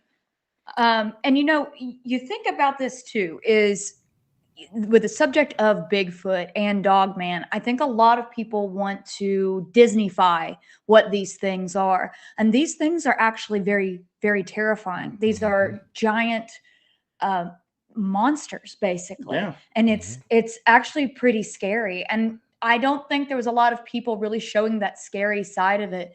And putting themselves in danger to go out and do this research. So I thought it was important that we film everything and, you know, kind of show the reality of going out into the woods, and that it's actually just fear inducing, you know? And then when you do see them out, a lot of times, you know, there's 20, 30 people out there. Yeah. You know what I'm saying? Big camera crews, a ton of people. Our thing is always just, there's just two of us, you know, we try to keep the numbers low. We tried to take other people with us before. And it seems like the activity goes down the more people you bring out there at that point. So we just try to keep it just the two of us, and we just try to go out. We haul everything on our backs. We have camera equipment, thermal imagers, night vision, just, you know, the whole 9 yards, all the stuff that you see those large groups on TV use. But we're actually out deep in the woods with it. And then we just, and you know, sometimes we don't get anything. I mean, a lot of times we don't get anything. I mean, people are always like, you know, you need to release more field investigation videos. And I'm like, well, we can't force it to happen. Yeah. I mean, we'll have months where it's just a quiet walk in the woods at night. Yeah, you're at the mercy of the phenomenon. It's not, there's nothing scripted. It's not like we can write in, oh, this is when the tree knock happens, you know? And we've been out we went out one night and it was the worst fog we'd ever seen. Remember that? It was the creepiest night we'd ever been out there. When I say it's like horror movie fog, we had to use red flashlights because the white flashlights were bouncing back too much in our eyes. And it should have been the creepiest night ever. And we're like going, all right, something crazy is going to happen. Nothing happened at all. We were out there for 12 hours and it was just a peaceful walk in the woods at that point. And we've had months like that. We've had months where just nothing has happened. And then we'll have other times where it's just week after week, sometimes something relatively big, sometimes something relatively small. But again, you're at the mercy of it, man. And there's something to be said for that trickster element to you, because we've had times when we're just like, all right, just nothing else is going to happen. Let's just take a break for a while. This will be our last night out for a while. And it's like it can sense it. Yeah. And then that night we'll have something crazy happen. And then just, you know, that fire's reignited at this point. And then we're back out there every week again. So it's like it doesn't want to release us and let us go. Exactly. So exactly. I think what one of the things I was going to say, and this is one way to do it, because we were talking, we interviewed with Eric Palacios, who did was it the Beast of Brushy Creek? Yeah, the Beast of Brushy Creek. And he's an investigative journalist, amazing guy, got all kinds of stuff. Him and Christopher Garitano are both filmmakers, and they do pretty good work. And I was thinking, if you guys ever teamed up with someone like that, because streaming is where it's at now. And the networks, their hold is, and I've talked about this on the show with the Garitano episodes. It's changing. You know, it's changing to where the average Joe and Jesse and Josh, you know, we can do what these other big people are doing, and you can do it. I mean, I just did it. I mean, all by myself, no help. I have anyone to think. I'm joking. No, I had help. I had people that were involved. Tony and Anthony were there sometimes for the ride, whatever. But you know, I'm barely here. Yeah, you're not even here. But you guys did this. You did this on your own. You went out there, and you're building a following that's becoming almost cult-like. And people have asked me multiple times to get you guys on the show, and it was nothing other than just timing. You guys are very busy people. I'm very busy, and we've been talking about this for a couple months, and then it finally happened. Yeah. And I was like, dude, we got to get this done. I mean, because I honestly, truly believe that you're just a heartbeat away from like blowing up big, and I'm talking like taking off, and like people are going to recognize that you guys are doing real field work and investigations. And I think at some point, you know, it's going to become, you know, like if not a network, because I would strongly advise you guys to just do your own thing, do your streaming, because if you do it with a big company or whatever, they're going to have a bunch of people out there, and it's not going to be real like it is. It's going to be so watered down. And that's our whole thing. It's like, I will be true to the vision of what this is, you know. Thank it's God. all about, our whole thing is being raw, real, and dangerous. That's and exactly right. I'm never going to abandon that mission, no matter what. That's right. And you know, it's weird because we've been contacted by some networks, and it's always that term watered down is perfect, because you have to tell him about what show they propositioned me with. Oh, good Lord. They and of course, Jesse's kind of unique. You know, Jesse does like survival training, search and rescue training, all sorts of stuff like that, just to kind of, because you need some skills to go out there in the woods like that, especially just two people out there. Even just take the cryptid element out of it. I mean, being in the woods is dangerous. Get bit by a snake, you need to know what to do, or you fall and break your leg, you need to know what to do. Yeah, so I'm wilderness first aid certified. I keep my certs up on all of that stuff. I do search and rescue training, survival training, all of that. So, but then she'll get like a TV show offer or somebody contacting her, and she's like, oh, what do you want me to do? And they'll be like, oh, we're looking to do a cryptid dating game. We want you to have on like a cryptid dating game. That'll be the big thing. And Jesse's wow. That sounds amazing. I'll never. She's like, I'll never be able to show my face anywhere ever again. I'll be on TV and people will know me, but for all the wrong reasons. Oh, well, there's another one too. They wanted me to like run on a treadmill and tell Bigfoot stories. Wow. So Yeah. So those offers come along, but the whole thing is, here's our take on this: is that this stuff's real. The stuff's really going on out there. People are experiencing this stuff. People are unfortunately sometimes being hurt, killed, going missing. The real phenomenon's dramatic enough as it is. You know, you don't really need to dress it up any more than it already is at this point. And that's kind of what's been lacking from a lot of this stuff is you've got your mountain monsters and then you got Finding Bigfoot. You've got all of that stuff. And you know what? Mountain monsters, I think, serves a kind of a valuable purpose because that's made for kids, man. That gets a whole new generation into this stuff, you know. But there's just really nothing on there showing that the reality of it's pretty darn interesting. You don't really need to jazz it up or get any sort of fiction involved with it. Yeah, there's no need for spin here. We're talking about, you know, creatures possibly from other dimensions coming and, you know, attacking people in the woods.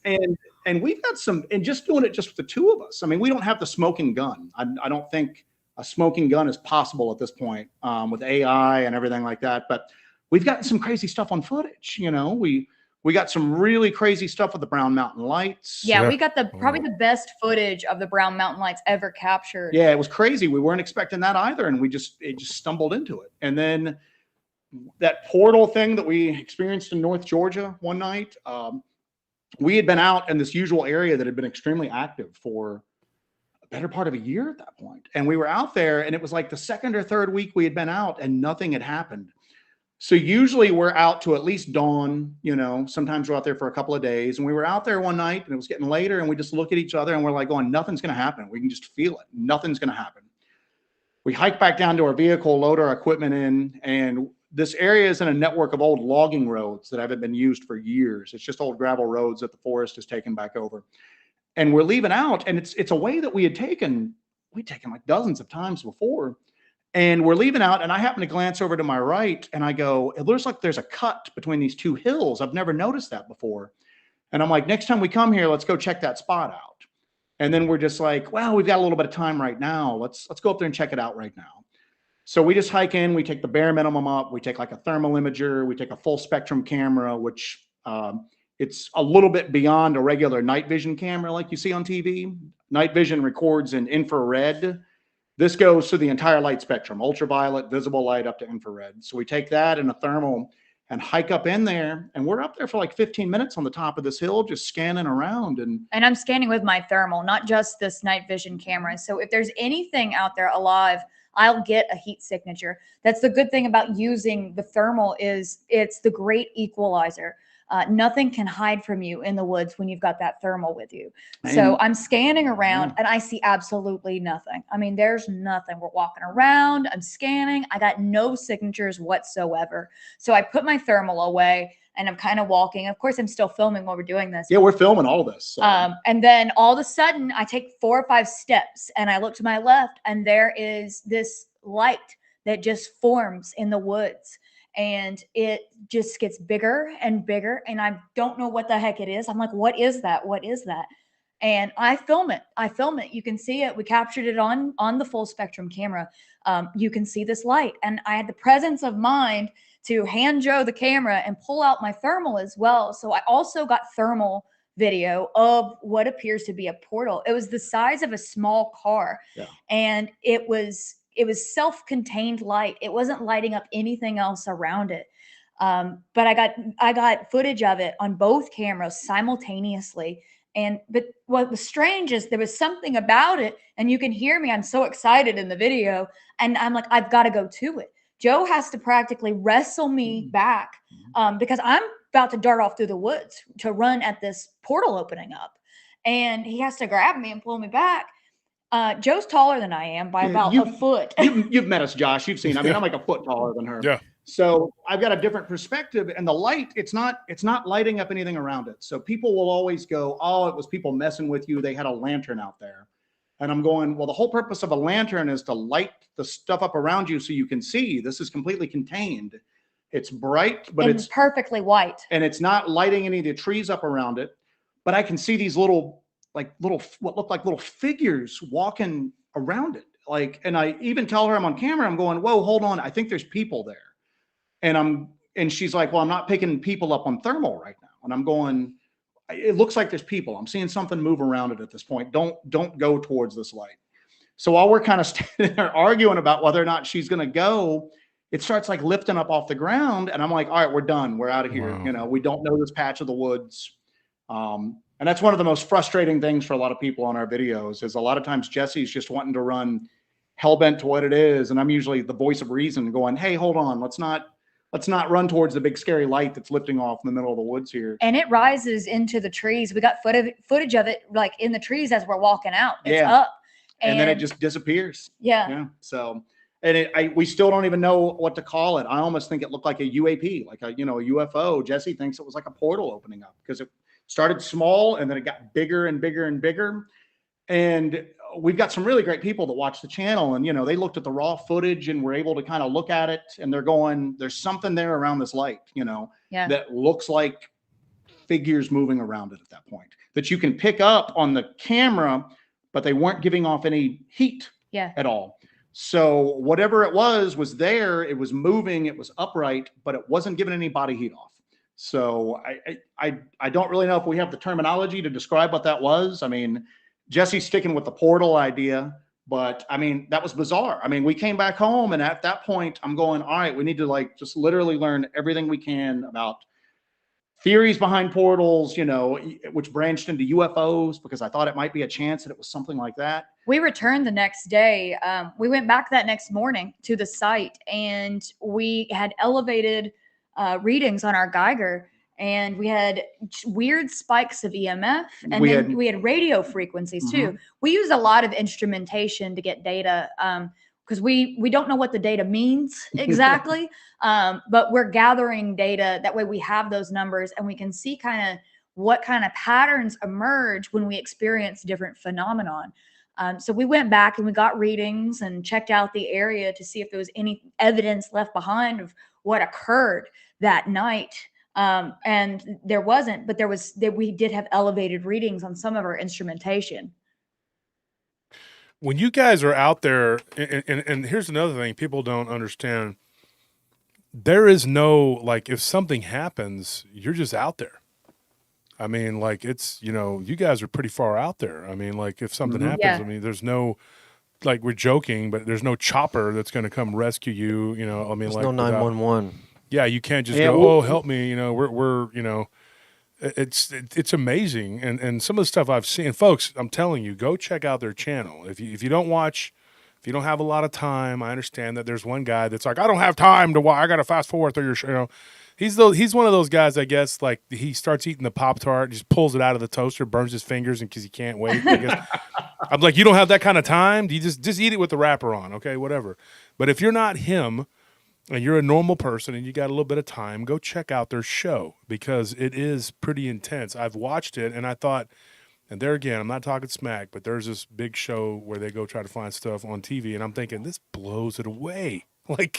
Completely blows it away. It's almost like Ghost Hunters and that show, and then but good. It's and it's interesting. Yeah, and Mountain Monsters too, but for adults, and not children, but and I'm not knocking shows for kids, but I'm saying that I'm not a kid, so but Yeah. I want to watch something that's adult and and it's they're taking it seriously, and you guys are out there doing what you're doing.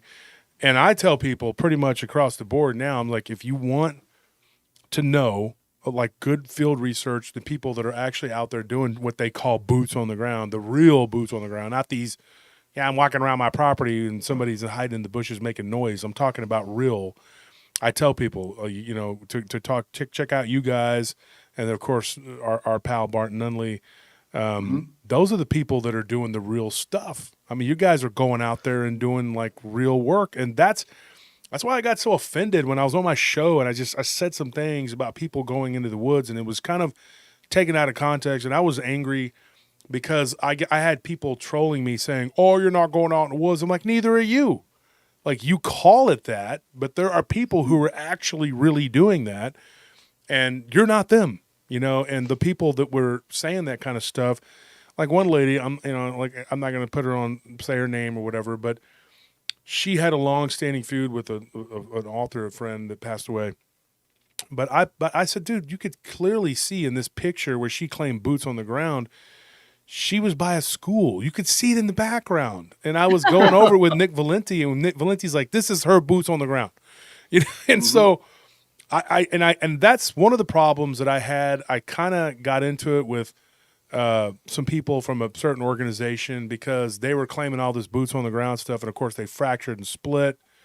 And I kind of went with the ID, you know, I shouldn't even said the name, but you know what I mean? Because the other people were kind of like all claiming all this boots on the ground stuff. And I didn't see anything from them that was showing me that. The other guys were. And so I was like, dude, if you're going to make a claim, back it up. Yeah, You know? one of my favorite things to say is show your work. You know, Yeah. you make these outlandish claims about this, and it seems like it's a hill you want to die on. Well, show your work. You can watch us go out into the woods. You can watch us do this. We have hundreds of hours of footage of us out there doing that. Show your work. And even if you want to debate what some of the stuff we've managed to capture on camera is, you can't deny that we caught it and that we were out there and that we're in different locations, and you know, we go out and just try to, and that's our thing. You know, we're really big on, we try to push, like, we call it a holistic approach. If people want to gather stories, that's important because you're getting patterns, you're developing databases, you're able to see, like, from more of a global, higher perspective as to what's going on. That's valuable. If you want to approach this that it's just Bigfoot, it's just a big monkey running around the woods, knock yourself out. You know what I'm saying? I'm not going to do it, so we need somebody to do that at that point. If you want to, Jesse always talks about, you know, people that drag crystals and drums out in the woods and sit there and take like a very spiritual approach to it, knock yourself out. Yeah, I mean, let's throw stuff at the wall and see what sticks. If you're actually doing it, I mean, there's value in anything that you want to do if you approach it, if you're doing it seriously and you're actually doing it. But like, you know, there's a lot of stuff in this field where, you know, it's easy just to kind of walk into your backyard and stand in front of a tree and hope nobody sees that bus going back in the, you know, the rear of the film, and pretend that you're out in a national forest at this point. Yeah, and it happens a lot. And I understand that not everybody can get out and go into the woods and do this, man. That's part of the reason why we started putting these videos up. One thing that really struck us kind of early on is one of our viewers was watching our video, and they had they were unable to go out in the woods. They were wheelchair bound. They used to go hiking a lot. They used to do this kind of research, but then they became wheelchair bound. They started watching our videos, and because the way that I film these and put these together, we want it to make you feel like you're there with us. You're part of what we're doing. I talk directly to you, and you know, you're there, you're in it. And he said that it just made him feel like he was there, and it's that meant so much to him that I looked at Joe when I read that, and I read it to Joe, and I said, we can't stop doing this. This is too, you know, it means something to people. So it's important that we just keep doing this. Yeah. So there's nothing wrong with people who, again, a lot of people contribute to this field. Again, at the same time, I always tell people, I don't even know if you could call us researchers. You know, we're kind of like field investigators. Maybe we go out and investigate, but there's other people out there that have a better mapping system than what we do. And people out there that have actually gathered thousands of cases from all over the country and the world and are able to see like distinct patterns that other people miss. But the big thing is that, you know, if you're going to say that you're contributing to trying to push the knowledge on this stuff, at least do something. It doesn't matter what you do, but do something with it, you know. But, you know, again, it's easy to kind of do that. And we always joke about it, that we were going, you know, we got into the wrong branch of this sort of stuff because it's pretty hard. It's very difficult. It's difficult. It looks difficult. Yeah, I mean, it's, you know, we're running around with backpacks. We've got, you know, whatever equipment that we've decided to take. And you and I were talking that time, and I told you, I said, man, this is like consumes our lives at this point, you know. Well, this show is doing it to me, you know. Yeah. So, I mean, you know, a lot of our spare money goes into equipment and to travel. You know, just going back and forth. If we have time off from work, it's spent in the woods at this point, and it's trying to go into these areas And you know what? Sometimes, like we said earlier, you go through dry spells where you don't get anything for months at a time, and it gets frustrating. And you're going, what are we doing here, man? You know, other people are going on vacation to Hawaii, and, you know, we're taking spare money and we're getting like an infrasound detector built. You know, what are we doing here? But then something else happens and you're drawn, like Jesse said, you're drawn right back into it. And, or you'll hear somebody get in touch with you, and you collect more witness stories than probably anybody else out there, Josh. Yeah. You have somebody contact you and you can hear the emotion in their voice. Whatever they dealt with or whatever they saw has affected them for the rest of their lives. And you walk away just going, I got to know what's out there, man. I got to, even if I can't understand all of it, I got to at least understand some of it. One of the things that you said, it struck a chord with me, I think, Jesse, when you were talking about somebody in a wheelchair. Actually, there are people who contact us all the time. There's one guy in a nursing home, and he's been in a nursing home for a long time. But I thought it was cool, Anthony. I know we talked about this, and Nelly. Yeah. I know it is. Yeah, and they get together. The whole, not all of them, but a bunch of them get together, and they're probably watching us right now. And I think it's cool, you know, because they're there in this retirement home, and it's not a nursing home; it's a retirement home. But they actually watch us like in a group together. That's awesome. Yeah, That's really cool. Yeah, and so you guys, now I'm going to tell you guys, if you haven't watched these guys, what they do. Jesse and Joe, it is pretty cool, and it's almost interactive in a way, because the way that you guys do it, it does feel kind of like you're there. I was sitting there in my study, and I was like, I had what's his name, Tom Cardos on. I was watching him on the computer, and I was watching you guys on the big TV, because and it's no offense to anyone else, but I watch my friends' shows when I get a chance, when I have time, and I usually. I don't go on other people's shows typically unless they're my friend. I've been asked to, and am I lying, Anthony, Tony? Well, I mean, it's pretty simple. You're so busy as is, and if you do have time to go on a show, why not be your It has to be somebody that I'm friends Yeah, with. Yeah, I mean, if You have limited time for these limited things. time, and I was making a joke about helping. Your time is a premium. Yeah, and I said I can't go on their show because they'd be trying to. I'd be like, guys, wait up, okay, wait up. Dogman will be there when we get there, okay? Just wait up. All right, We'll I'll catch up. Weekend, Josh, so I'll be the bait. I'll sit here. Yeah, I'll make noise. I'll be the noise guy. All right, that's me. But You're the getaway driver sitting in the truck all night. There you go. Actually, I make a joke about that, but I'm gonna say something shocking. Anthony, you know this. I used to swim a mile every day, or I say every other day probably, and I lifted on my off days. Yeah. And somebody made a joke the other day about cardio, and I'm like, do you know? I didn't want to get into it because I have pretty good wind for a big guy. I don't get tired easy. I don't walk up a flight of stairs and go, okay, guys, hold on. That's not me. If you watch me on the conference, I never stop moving. Well, sometimes we'd do a whole lifting routine, and then you'd go swim. And like we'd lift weights, and then we'd hit the pool. Yeah. And so I'm actually in pretty good shape for a big guy. The grit goes a long way too. If somebody ever tells me like, oh, you can't do something, I'm like, oh yeah, watch me do it. Because I think sometimes you're just like, I can do anything if I'm spiteful enough about it. That sounds like I was like, the hate is like, I was like, the hate keeps me warm. It's like, that is the truth. I mean, all these people that were hating on me, I'll tell you something funny. When I was coming back from the first conference, I rode with Lyle all the way back. And Lyle was kind of ticked off about a particular person, and and I'm not going to speak for him, but he said something, and I told Lyle, I said, he's given me pep talks before. He's like, there's haters, he goes, and they're just jealous, they're jealous. And so we talked about writing and all this other stuff, but Lyle told me, he says, dude, he goes, use it as motivation. And I said, yeah, he goes, don't quit what you're doing. You do a good job. He goes, I don't quit writing because somebody, said something about me in the reviews. And him and David both told me the same thing, David Weatherly. They said, don't read the reviews of the books. Mm-hmm. And then, of course, the books come out. The first thing I'm doing is reading the reviews. And my wife's like, she's like, what did they tell you? They all told you the same thing. Don't read the reviews. Don't look at that. And then, and there were a couple people, because I like to troll people back. I like to say stuff, and she's like, yeah, but just let it go.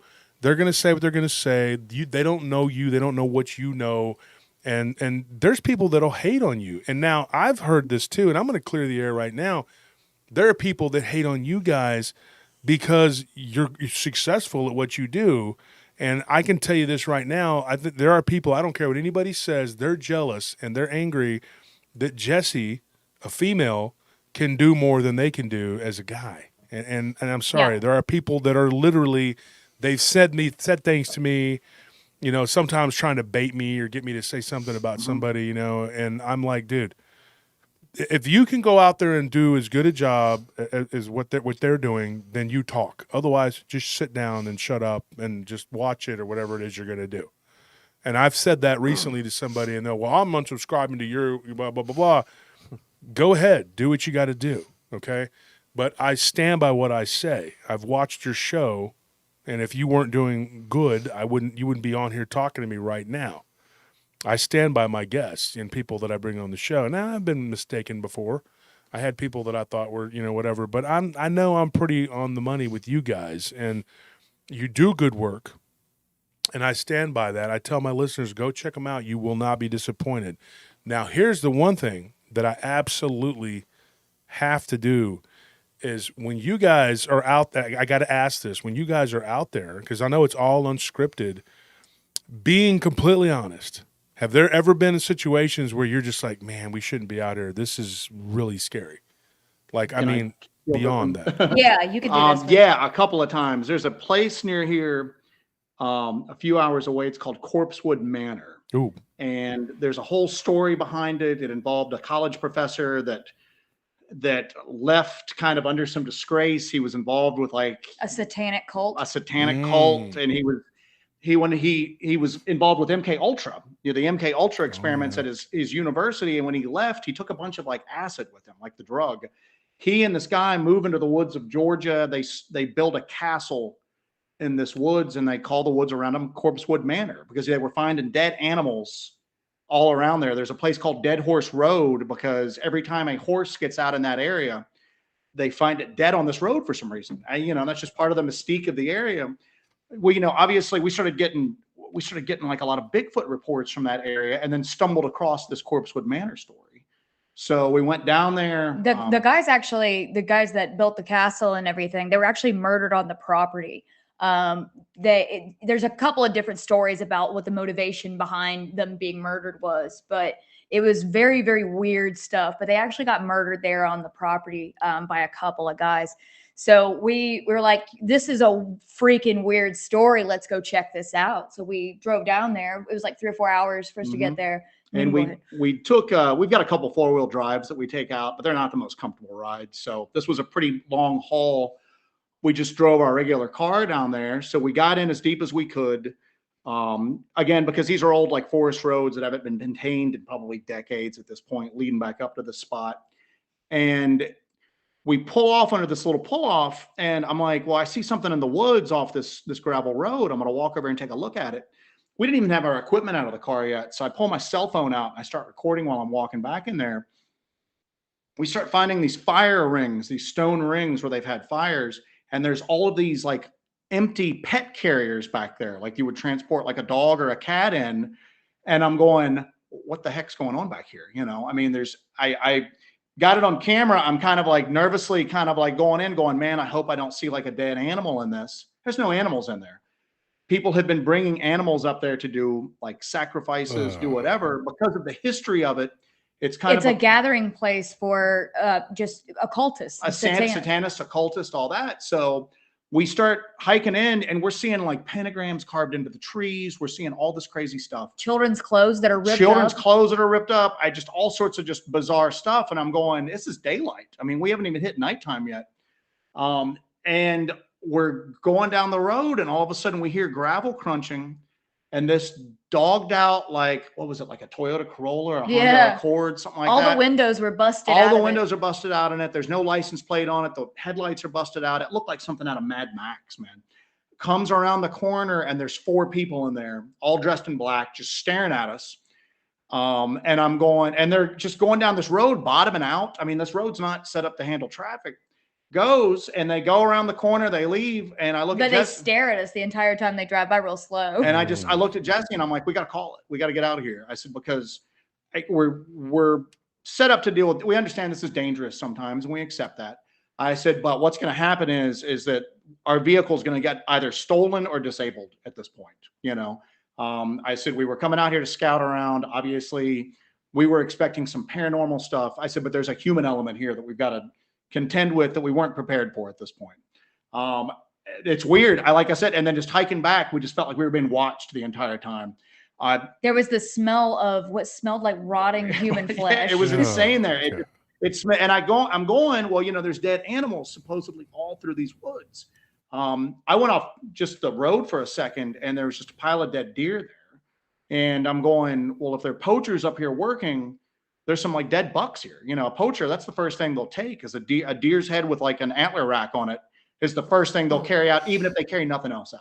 Yeah. And it's just dead deer, like 3 or 4 of them just piled up, you know, and I'm going, that whole area is just putrid and cursed. Yeah. And it's just, I'm just looking at Jesse going, listen, we'll come back, but we're going to have to bring somebody with us to stay with the vehicle because, you know, when we go out looking for like Bigfoot or Dogman or just ghost lights, anything like that, we're not necessarily worried about our tires being slashed or our car stolen when we're going up in there.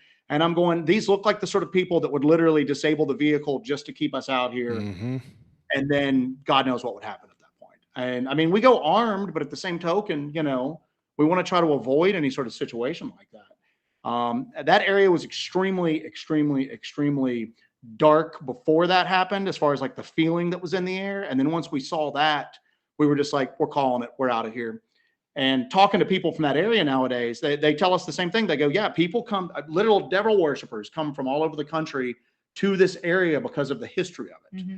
That it's literally, they see them coming in, they see them coming back out. They said that nobody goes up there for, you know, there's no hiking paths up there, anything like that. But he was like, people used to go up there just because it's like a local legend at this point, you know. And he goes, nobody goes up there anymore. It's too dangerous at this point. So we'll eventually go back, but that's somewhere where we're going to have to take a couple extra people with us just so that way the vehicles are watched and then some people can proceed in on foot. We've actually got one of our hellbenders. He has it's a German Shepherd or a Malinois? Yeah, something like that. He's got a farm. He's actually going to probably meet us up there, and he and his dog are going to stay with the vehicles. So at least we've got that on that front, you know. I'd be okay with that. I mean, I would actually hope that that's just me, but I would hope that somebody would come and knock on the glass. Go out to that place and dump a bunch of tannerite, just start shooting. Dude, I mean, I'm like, I'm a big guy. Y'all see me in person. A lot of people don't really know. I'm 6'4". I weigh 380. But you know, just sitting in a vehicle and just that's what I do anyway. Is just watching. Mm-hmm. And I've had some weird stuff happen. I had a guy walk up with he had a hockey mask and a machete. He was like scraping it across I was at 512. Oh man, yeah. You remember that? And were you on the other side, weren't you? Mm-hmm. Yeah, you on the other side. And I called Tony. I said, "Look at this guy." I took a picture of this guy, and then when I got out of the vehicle, now of course I'm armed. I'm just like I'm walking up to the thing, and he's like, "I'll kill you, man!" Like he's trying to be scary and whatever. And I'm like, "Okay, Jason." And I'm like, "Okay, Jason, do you see this? This is a gun." It's like that scene in Indiana Jones. Yeah, Indiana Jones. And then when he sees me with the gun, and I said, "I don't need to fight you." You know, and he's talking about open this garage gate and see what happens. I'm like, I don't need to do that. You know, that's why I have this. And then he just walked off. He called me a coward, and I was like, dude, you have a machete. I'd be glad to drop my gun belt if you take the machete off or whatever, and then we'll see what happens. I mean, you know, and then I'll throw them in the trash can. But there's some crazy bad, evil people out there. I mean, really, really crazy bad people. That's also a problem in the LBL that we've noticed is we'll go out there and there's a very shady human element out there. So we're dealing with because we hike out and we go to very remote areas on the peninsula. And we've ran into some weird people out in the middle of nowhere before. But this Corpsewood Manor, it was like, that was some Hills Have Eyes type stuff that was going on out there. And it was just, and I'm just going, all right now it's not only whatever paranormal or cryptid stuff is out here. Now you've got active cult members out there working around, man. And that's something that we run into occasionally in the Southern Appalachians. I mean, it's weird because it seems like people have a harder time believing that. They'll understand that we might be experiencing Bigfoot activity or paranormal activity or even Dogman activity. But you start to talk about, well, you know, on top of that, there's operating, just call them satanic cults, because that's probably the closest thing to them, that go into these remote areas to do their business. And people have a hard time understanding that. You know what I'm saying? That, you know, I mean, especially if you live like a real comfortable, you know, like urban, suburban life, you get into some of these more rural areas of the mountains through here. You've got families that have been up here for generations that no one knew has moved in. Nobody's ever moved out. And some of them are involved in some really weird practices. And we run across stuff like that. We've ran across evidence of that in the LBL to a certain extent. We've ran across that in North Georgia, Western North Carolina. We're running across it right now in the dark corner of South Carolina. And it happens. You know, and it's weird because we were talking about that and so many people were like going, you're just misinterpreting stuff. And I'm going, you can't really misinterpret any of this stuff, man. It is what it is. We're finding weird symbols in the woods. Our friend Alex Pedikov, Small Town Monsters, I mean, they got chased out of the woods by people doing a satanic ritual, basically. In you know? Florida, yeah. He's got it on film. I think they cut out. Uh-oh. Oh, we lose them? I think we lost them. All right, let me get behind the computer, find out what's going on. Right.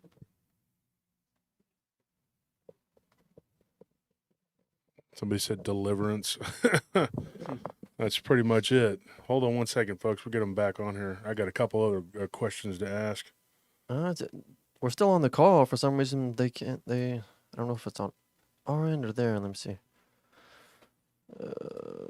It just cut. Like maybe the stuff we were talking about. All right, let me just try calling them back. Okay. I'll text them and let them know we're going to call them right back.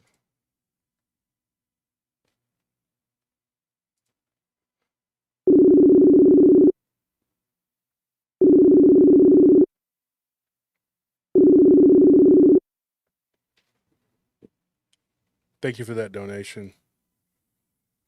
Okay, so I'm pretty sure they can hear us, but we can't hear them. They're on the call. I don't know why it's doing that. It might be something on their end. It might be their microphone. Because we didn't change anything over here. We were just conversation talking. here. Dang it. Huh. Get into some. Can you hear me? Yeah, we we got you. Okay. Yeah, that's so weird. It happens sometimes. You talk about weird stuff like this. Yeah, I was looking at my settings here. I didn't change anything. It just all of a sudden was just cut out. Yeah. Yeah, we're talking about stuff that We're getting too close. Let me ask you guys a question, Joe and Jesse, and I've had a lot of people talk about. I was talking to D.A. Roberts earlier. I don't know if you know D.A. Yeah, you probably met him at the conference last year. Kate, thank you for that donation. Thank you so much for always supporting us. One of the questions I had, and we were talking today about the cave systems, and we know now that Mammoth Cave stretches from Maine all the way down to southern Texas. It's unbelievable how big that is. And some people believe that it even goes all the way to Carlsbad. Who knows? It could go all the way to Southern California. It stretches across the entire country, you know. And then there's other cave systems. And it tends to be, I believe, where you find a lot of this activity, whether it's orbs or, you know, Bigfoot, Dogman activity, reptilians, all kinds of things. I think it has something to do with the inner earth. In your opinion, do you believe that these things dwell topside, or do they dwell below and then they come up? Or do you guys subscribe to that at all? What do you guys think of that? I don't think these things are here on our plane all the time. You know, I think that some of them are just that maybe this cave system thing, some of them are subterranean. But some of them cross over, go into somewhere else sometimes. Yeah. I mean, that's one of the things we look at is that you start off with like really strong opinions on stuff. You know, like I used to think Bigfoot, undiscovered ape. You know. Yeah, me too. I kind of went into like, all right, maybe it's a relic hominid, maybe it's an offshoot, like an early type of man. And like I said before, I'm aware of this other stuff. You know, and again, the main stuff, Roswell, everything like that. But then you're out, and the more you experience, your horizons start to broaden at that point. But I'm like Jesse, I don't think that whatever is here is here all the time. I think that some of, and I don't think that it maybe all has the same source. Like even Dogman, I think there's different stuff going on out there that we're all lumping under just that single term of Yeah. Dogman. Some of it seems to behave in a demonic fashion, a You're right. supernatural fashion. Other times Jesse knows a really well-known knife maker who was out fishing. Where was he at? In the Upper Peninsula of Michigan? He's in Michigan, yeah. And he's not somebody who's into the paranormal at all. You know, we met him because we really admire like the knives that he makes. You know, we carry knives when we're out. It's part of the toolkit that we carry when we're out. And he got in touch with Jesse a few months ago going, you're not going to believe what happened to me, but I'm up fishing in the Upper Peninsula of Michigan. I'm driving on an old dirt road. I come around the corner and there's an upright black wolf just standing in the middle of the road like it was waiting for me. It was the middle of the day, and he said it was like 6 feet tall. And he goes, we stared at each other and it just turned around and walked off. It just walked into the woods. And we're like, what do you think it was? Was it like and he goes, it was physical. It was a creature. It was upright. It seemed intelligent. But then you have other people that have these Anubis type encounters. You have other people who, so I think that a lot of this stuff has different sources, but I don't think any of it is like things that have a permanent presence in the woods or anything like that. I think a lot of them are underground. They come up. And like you said, I think the cave system is a lot more elaborate than what maybe people give credit for. What is that quote from Barton Nunley that you like to? Barton Nunley made a quote one time just offhanded. We were talking about this exact same thing, and he just looks down at the ground and he goes, man, you know, if the ground was transparent, I think we'd all be horrified about what's beneath our feet right now. Oh yeah. And I think you're right, you know. Yeah. We've got a friend who's north of us in North Carolina. We call him Death Wish is his nickname. And he goes out, and we go out with two people doing this. He goes out by himself. He's a caver. He goes out and like he tries to find caves that haven't really been explored that much. And he went out just like as a thrill seeker. You know what I'm saying? He really didn't have any interest in the paranormal or cryptids or anything like that at all. And now we're getting emails from him almost daily, just going, have you guys ever seen this before? Because he's experienced some really weird stuff in the caves. And he went, if you'd asked me a year ago, I would have told you all of this is ridiculous. And now I'm going to tell you there's weird stuff going on underground. And it's you know, everybody's seen that map that shows the missing 411 cases overlaid with the known cave system, and it nearly matches up perfectly at this point. So yeah, I mean, I think that a lot of this stuff is subterranean, and I think that a lot of this stuff is either what you'd call interdimensional, or maybe it's here all the time and we just don't have the ability to like see it a lot of time. I think that, you know, the human vision is pretty limited, and it's weird because we talk about how even if we just gave this up tomorrow, just the weird stuff that we picked up and learned along the way. There's a guy, he's a European philosopher. His name is Bernardo Kastrup, and he talks about how you don't really perceive reality. You perceive like a dashboard. You know, you're not, when you're driving this car, you're not looking out the windshield. You're looking at the dashboard. It's telling you the speed and how your oil temperature is and everything like that. But you're not really seeing reality. You're seeing what your brain interprets reality to you. And your brain is giving you these signals that it's evolved to transmit to keep you alive, basically. And the unnecessary stuff, it just filters out. You know, you focus on like what you need to keep that body running, keeping your machine going. And I'm just like, you know, there might be things out there that are evolved to be undetectable to us. And then for whatever reason, every once in a while, we cross paths with them. You know what I'm saying? Maybe that's done on purpose. Maybe that's accidental. I don't know, but the topic just gets weirder the more you look into it. I mean, we had what we thought was a cloaking thing one time. I would have thought that was ridiculous, but we were out in the western North Carolina mountains one time. It was raining. We're trying to keep the cameras, you know, covered as much as we can. And we realized that the water's beating up in the middle of the air. It almost looks like somebody stretched saran wrap across this game trail that we were on. And we're looking at it, and, you know, and as we're looking at it, it just looks like it moves into the trees and it's gone at that point. You don't know if that was just an optical illusion because of the way the sun was hitting the raindrops, or if we literally saw something that we couldn't detect was there, but it was physical and it was making raindrops beat up on. So I think that's a possibility. I think that these things might be here, but we just can't detect them all the time for whatever reason. What do you think, Anthony? Tony? Well, I want to add, I want to interject with a couple of things. First off, just what you're saying, Joe, about like a year ago, this and that would have been ridiculous to you.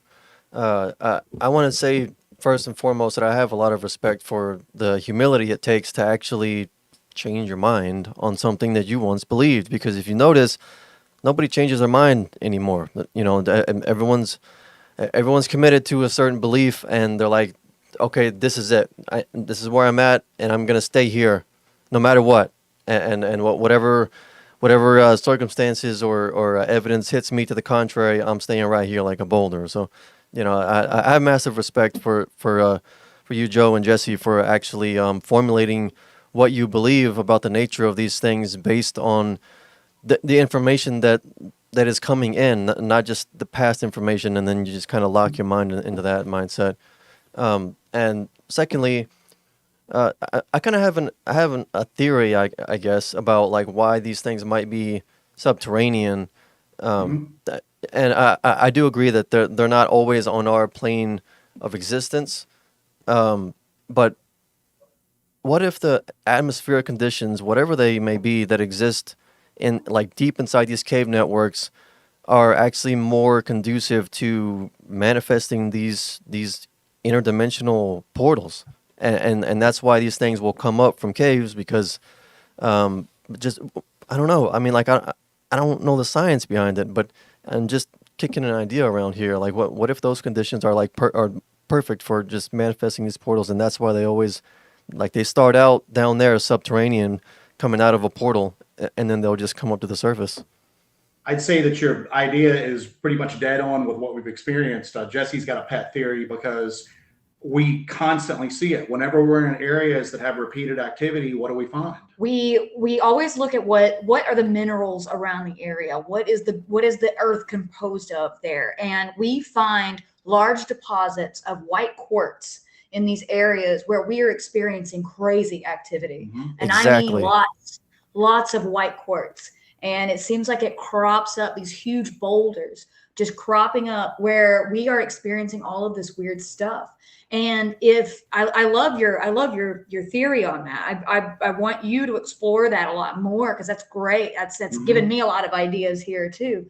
And I like that you think that it's, you know, when you're down underground, you're really close in proximity to these minerals directly. You don't know what concentrations of minerals are down there and what properties some of these have. Well, some of them are radioactive. You've got higher levels of radioactivity underground certain times. You've got the presence of toxic gases that are concentrated that you don't necessarily experience. I mean, that could factor into it. I mean, that's the whole thing. And just, you know, the other thing that I've thought of too that kind of ties in with your theory here, if it's something that's like, let's just use it like at the most basic terms, it's interdimensional. It's coming through a portal, it's teleporting, whatever you want to call it. Underground, I mean, if it's coming through in the woods, what's to say that landscape hasn't changed a little bit since it came through last time? You know, maybe there's a tree growing there where it usually comes through at. You don't see those sort of changes underground. A cave system is pretty much the same for hundreds of thousands of years until there's mineral buildup. So I've thought about that before. Maybe they're coming in and out down through there because it's a static environment. There's not a lot of change. So they know that if they come through on this spot, it's going to be the same way that it was 5 years ago, 20 years ago, 200 years ago. But that's the thing, is that there's just so many things you don't know. Yeah, the possibilities are endless. Like what kind of time dilation they have, what kind of timeline. Definitely. They don't necessarily exist in what we know as reality. They exist according to their own rules. They interact with the environment according to their own rules.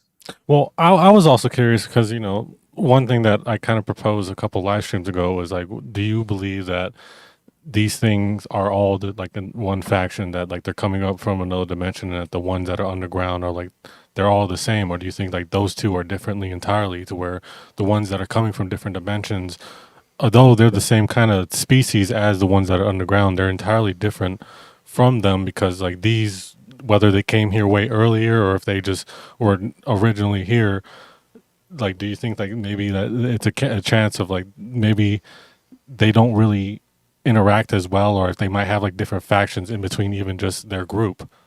maybe their adaptations have changed how they are and how they interact with the Yeah, and environment. because of that, they might look what at they these look ones. like. Yeah. You know, if you have a creature that comes from Jupiter because of the gravitational field of Jupiter, because of the environment, because of the atmosphere, you're not going to have a humanoid type thing come from Jupiter. It's going to be like an amorphous blob that's huge, you know, because the atmospheric conditions and gravitational conditions, all of that is going to affect how something evolves over time. So I think that's an interesting idea too, that might explain possible physical differences between these things are very similar, but there's all of these very distinct physical differences. Well, you know, one of the things too that it's weird because, again, like I said, I go back to this. You'd mentioned people not being willing to change their minds. 10 years ago, I would have sat here and talked to you about Bigfoot, and I would have talked about how there was a land bridge over the Bering Sea, and, you know, Gigantopithecus possibly migrated over, and there's a relic population, you know, in like remote areas. And I thought I had it figured out. You know what I'm saying? That made sense to me at that point, because all of this was kind of conceptual. You know, didn't really have a lot of firsthand experience with it. I had a sighting of something when I was a kid, but I'm not even positive that wasn't a dream, or I might have been hoax. I don't know. I was a kid, but it's you start getting into this, and you tell yourself you want to get into this for answers, and if the answers don't match up with what you originally thought, you're kind of at a crossroads at that point. You can either just kind of keep running with the story that you've convinced yourself on, and you can accept the data and the evidence that kind of backs that story up and throw everything else out, or you can just take everything in total and go, all right, man, I thought it was this, but, you know, what am I going to believe at this point? What I thought, or my lying eyes, man? I mean, this is what I'm experiencing. I'm getting credible witness accounts that back this up. So you get to that point where you're going, listen, these may not be the answers that I was looking for, but I was looking for answers. So this is what I've got to go to at this point. Yeah, we're very big on that. It's like, it doesn't matter if you're wrong, as long as at the end of the day you're searching for the truth, then that's well, you know, it's weird because I always like tie a lot of this stuff to like the slow roll UAP disclosure that's going on right now. Not that I'm saying like Bigfoots get out of UFOs, or, you know, or Dogman or aliens or anything like that, but the fact that as this information slowly comes out, we're starting to realize that the whole like UFO phenomenon's a lot weirder than maybe what we expected. It's not like alien rocket ships taking off from another planet and traveling through space and entering our atmosphere and landing. It might be tied in with interdimensional stuff. It might be something that has more in common just with consciousness than like physical reality at that point. So it's all turning out to be a lot weirder than what we anticipated. And I think that's going to be true for almost every aspect of this stuff.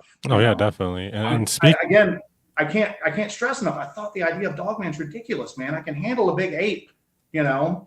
There's stuff in the fossil record for that and everything, but just the idea of a Dogman, I just couldn't. It took me having a sighting of something myself to change that. You know what I'm saying? And now I'm just going, listen, I mean, I may find things that I hear stuff that I think seems impossible, but I realize now that I'm just one experience away from that being reality to me at this point. So you got to keep an open mind, man. And people are like, don't keep it so open that your brains fall out. And I'm going, again, at this point, I don't know what the limit is. You know, I mean, I don't know. That's a very poignant way to put it.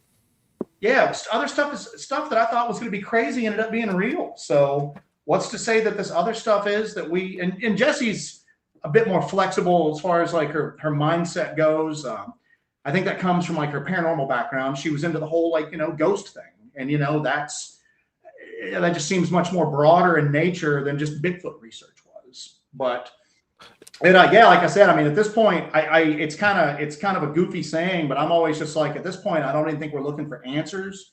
I think we're just trying to figure out what questions to ask at this point, because I don't think we're there yet. At least we're not. So. Well, yeah, because as soon as you find one answer, a bunch more questions pop up. It's like an endless hydra. So yeah, and but that's what's so important about being, you know, incorrect, because, you know, for every success, there's 1,000 mistakes. So even as long as you're on the right path, even if you keep following up those mistakes, because you're wrong, you're able to cross those things out and slowly narrow yourself into the true path. And I find it interesting, your mindset of like having such hard disbelief, because, you know, I often say that because of my upbringing, my mom being very open about this stuff and being like, yeah, it's just there. I've never really had like this sense of doubt in anything because it was just like, I don't know any better. So of course something like that could exist because I didn't see it. So it's really like funny to hear that you guys are so against the Dogman, and then you had to have it like basically right in front of you, or you had to like have it right there. Then you were like, okay, maybe there's something else going on here. Other than that, kind of because of that, slowly led you into a path to where like, you're okay, there's a lot of stuff going on here, and I'm trying to figure out a little bit right now. It certainly opened some floodgates. Yeah. I think after that trip to the LBL, we took a weird turn. Yeah. And we've been just traveling down this very strange path ever since, because we now have got to open everything up. We've got to evolve. We've got to constantly evolve. We've got to evolve not only our theories, our ideas, what we believe, what truths we've held so tightly for so long. We have to evolve that, but we also have to, on the practical side, evolve our techniques, evolve what equipment we use to try to chase this phenomenon. It's a constant battle to try to catch up just a little bit. And I don't think we'll ever get the entire picture. We won't totally understand what's going on, but that doesn't mean we're going to stop pursuing it in any kind of way or stop evolving our theories on everything. Yeah. I mean, yes, Jesse's right. We got weird after the LBL. I mean, we catch a certain amount of flack from like that traditional Bigfoot hunting crowd, you know, the people that are going out, and there's nothing wrong with that. If that's what you're into, somebody needs to do it, you know, but in my mindset, pretty much for decades now, people have been going into the woods. They've been banging on trees with sticks, howling at the moon. They find a print, they throw some casting material in it, they take it home, they put it on the shelf, and that's good and that's great if that's what you want to do. But we've been doing that for decades. Nothing's happened. It's becoming very stagnant at this point. Yeah. So I mean, all right, for example, this is the weekend of the equinox, right? So we're going out into the woods into an area where we've had some weird activity happen. We carry a lot of instrumentation with us, like Jesse said. We carry spectrum analyzers, EMF detectors, tri-field meters, Geiger counters, all sorts of stuff. I've got special built equipment that can measure infrasound. We're going into an area where we've caught weird readings on that, and we're taking equipment with us on the equinox to generate some of those same signals that we've been reading out there. And the whole idea is that we're going to go out there, and if there's something out there and there's some sort of association with these weird RF signals, weird magnetic fields, the idea is let's go out there on a time that's got some cultural significance to it. Pretty much every culture out there has significance with the equinoxes, with the solstice, everything. That's traditionally a time of crossover when odd things are more likely to happen. So we're going out there with this equipment that we've been cobbling together, and we're going to send these things. We're calling it the beacon at this point because we're trying to basically light a candle in the darkness and see if something gets curious and comes over at that point. And maybe, just maybe, we'll be able to catch it on camera, catch it on thermal, record it, do something. So I want to say something that may really not quick. work. It may not work, but nobody's tried that yet. And that's what we want to do is we want to try some unique stuff. I agree with that. And I'm going to say something because I know there's a lot of people who think that if you go out during the fall equinox or the summer solstice, whatever, I'm going to tell you something, folks. Okay, I'm going to say this, and I personally am a Christian. I'm a follower of Christ and his teachings. I don't really put a religious spin on whatever, but I'm going to say this. Okay, some people will just reject that out of hand because they're talking about some. No, that is very, very, very plausible, probable, whatever, because I saw what I saw on Halloween night. And I think that there's a reason for that because there's this veil and I think it's thinner. And I think that thing was surprised that we saw it. And I say we because there were several of us that ended up seeing it that night, not just me and my friend, but what? No, I just find that really interesting because I was talking to Daryl Denton and I was talking to Martin Groves at the conference, and Martin said he saw his, I think, in October. October's a very... Yep. Then Daryl saw his in like November. I think that he said either the beginning or end of November. Are you surprised? I've interviewed both of them. Yeah, I know. It's just crazy so that now you're figuring that out. I'm just giving a little backstory to you to prove your point, to help you. Jesse and Joe, 3 months down the road, people like, hey, I was talking to Jesse and Joe, and it's like, it's like January. We're like, yeah, I'm not saying this for you. I'm just saying it for the September. audience so that they have a little insight to help prove your point. We got Internet Explorer over here catching up. Well, you know, the other predicting thing the too that we future. think is that like just intention, like people, you saw something on Halloween. Obviously, that's a time of the year that a lot of people, they're thinking about spooky stuff. They're thinking about the paranormal. That's a lot of mental energy that's just being pumped out there. You got the Day of the Dead on November Yeah. 1st. Yeah, you but- know, I mean, that's That's right. This year, there's all these weird internet rumors about the 23rd of September. yeah. And at first, we just kind of laughed it off. And then we were going, wait, hold on. Even if nothing was going to happen, the fact that there's millions of people that expect something to happen. There's that tulpa energy. Yeah, that energy It's that the last might day of make- summer too. I mean, Exactly. you know, Makes it's like, some of this stuff more likely Yeah, to thoughts happen. project energy. oh, let me throw something out there about the tulpa thing, okay? And I had an argument. I don't say argue. I don't argue with Stefan. He's a guy that works for us, and he's Islamic, and he's always trying to convert me to Yeah. Islam. And he's always like, "Peace be upon you, brother. I don't want you to taste the flames of hell and all this other stuff." And so sometimes I mess with him. You know, we go back and forth, and he's a friend. He's been on the show. And I tell him all the time, I said, look, and I really didn't want to offend him or whatever, but I said, what you believe as God, his God is Allah, which was at one time, it was the moon god. There were 246 gods that the Arabs believed in before Islam took hold. And the chief god was the moon god. That's why they follow the lunar calendar. And I was explaining to him the history, and he goes, well, what do you think my God is? And if it's not, I said, billions of people believing in something, he's real. Like it creates a tulpa. If one person can create a tulpa, which, you know, Dave Whaley was on the show. We talked about that the case of the woman in Tibet. She created a tulpa. It was like a monk, right? And I'm not talking about a Shaolin monk. I'm talking about a little Franciscan monk. You know, she created it. And so if one person has the power to do that with the thought, imagine what billions of people believing in something has to do. Now, I was throwing that out there as a theory, and me and him we're close enough to where we can talk without offending each other, and that's what adults do. Barton and I, we're very close. There's no secret. Me and Barton are like thick as thieves. We're great friends. Okay, I'm proud to call him a friend, and we talk a lot. That being said, even he's probably my best friend in this field. We don't agree on everything. And today, you know how Barton, he's like, we don't agree on everything, brother, you know. But 99% of it is we're pretty much lockstep, you know, and that's why we're so close. But he's got a certain belief, like he believes that, and he said this at the conference. He said that this is the only place where there was divine creation. I don't agree with that. I agree with that it is as a whole, that we can't even fathom how much divine creation is in the universe. And I believe that God didn't just stop with us. I mean, there's this whole universe out there. And also what you were saying, guys, about you don't believe that like Joe, you were saying that aliens are landing here in our atmosphere and all that. You know, I don't believe that either. I mean, I think that they can move around like that, but I believe that they bend space and time. And it's something that is very possible to do. We know this through quantum physics and quantum mechanics. You can do these things. I mean, Kozarev's mirror, I've talked about that. You know, there are quantum ways that they can do this, and they fold these things, and it becomes a Stargate. They come through it. And this Dogman creature could very well be one of the deities of the past, which is minor gods. They created this thing as something to protect their pathways, you know, to keep it clear. And using a canine would make sense. I mean, you look at the Aztecs; they have Xolotl, Anubis, and the Egyptians. I mean, it's almost universal. And then you're always getting stories of these creatures in cemeteries or near burial mounds. So I think that there's something to all of that, and it's interesting that you guys, like what you were saying, Joe. It was like you were talking, and you and Jesse both, and it was like spot on about what you were saying.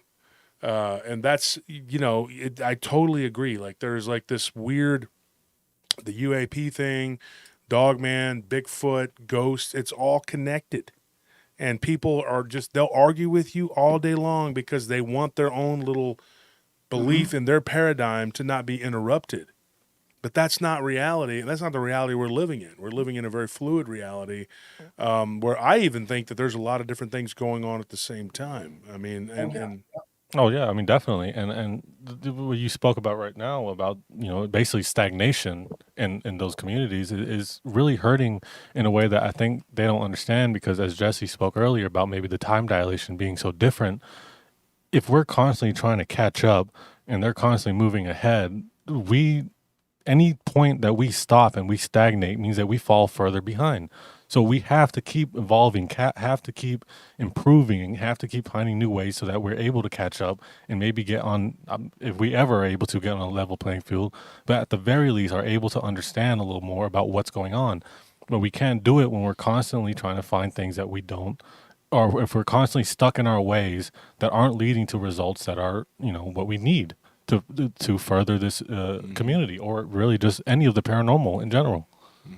And we need to start supporting one another too. Like, one of my favorite quotes from Max Planck, and I'm going to butcher it right Max now, Planck. but is that science advances one funeral at a time, because you have so many people who've dedicated their entire lives and their entire careers to committing to this one set way of thinking. And if they're so stuck in their ways, and now it's a point where if they admit, okay, maybe I was wrong about something, then they're admitting that their life's work was for naught.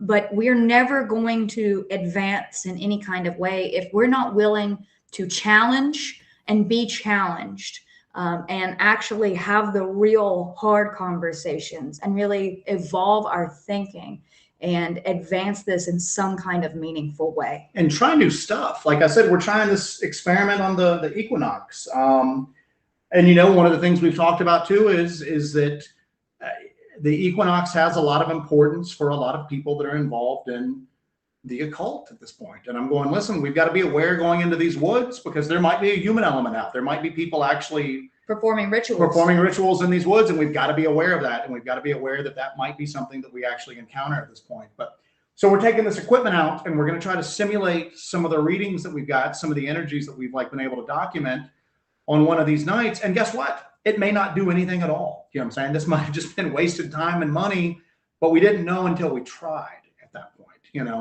and I think that's the thing that we've got to do at this point. And you know what? I'm not saying that would answer everything, even if we were able to attract some activity, or maybe even if we experience something, but it might tell us a little bit, advance it just a little bit. Like you guys were talking about it, we're in a period of stagnation right now. We can cast another 1,000 Bigfoot footprints.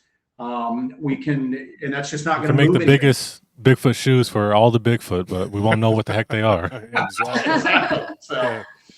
I think that is going to be, and I tell people all the time, I think that we are all going to have to come together and grow as a community. It was a compliment to me coming from a person who's big in MUFON, as Christopher Jordan. He was at my conference, and he said that he's been to Paraunity after Paraunity, and it was nothing like this. He's like, there were people from all different, types of people, and that was at our conference. And I just thought, man, this is what we need to do. And we all are there. Not everybody agrees on everything. But the panels that we had, all the different speakers that we had, everybody talked, like even on the UAP panel. Barton was on the UAP panel. Gary Brand was on the UAP panel. We had Jesus Payan, all these different people that were there and talking. And I plan on talking and working with multiple people in this field. And I talk to different people in this field all the time, including you guys, and you have to take it all together to put the pieces of the puzzle together. And I think that's what's happening. We're starting to formulate some sort of, and you guys are a very important branch of that. And people seem to be kind of like, oh, I follow people that are boots on the ground, so I don't follow you because you're a person that talks or whatever, or they'll follow me. They don't care about people who go out in the field. That is the same singular thinking that got us into this in the first place, into this Pandora's box we finally opened up. But that is the problem. Is compartmentalization. I had a lady from Britain, and Nick Redfern had said that there was, and Nick, such a nice guy. Oh, there's this lady wants to, So she talks to me, and she's like, so what is it exactly you're trying to do? And so I told her, I said, I want to destroy compartment. I wasn't in a real good mood that day. I said, I want to destroy compartmentalization. She's like, oh my God, oh, that's so aggressive. And I'm like, think about it. I was like, in destruction, I see clearly. You know, once you knock down that old rotted building, you can see the forest from the trees. And she was just like, well, yeah, but it just sounds so aggressive. I was like, sounds aggressive. I don't care. Destruction leads to new growth.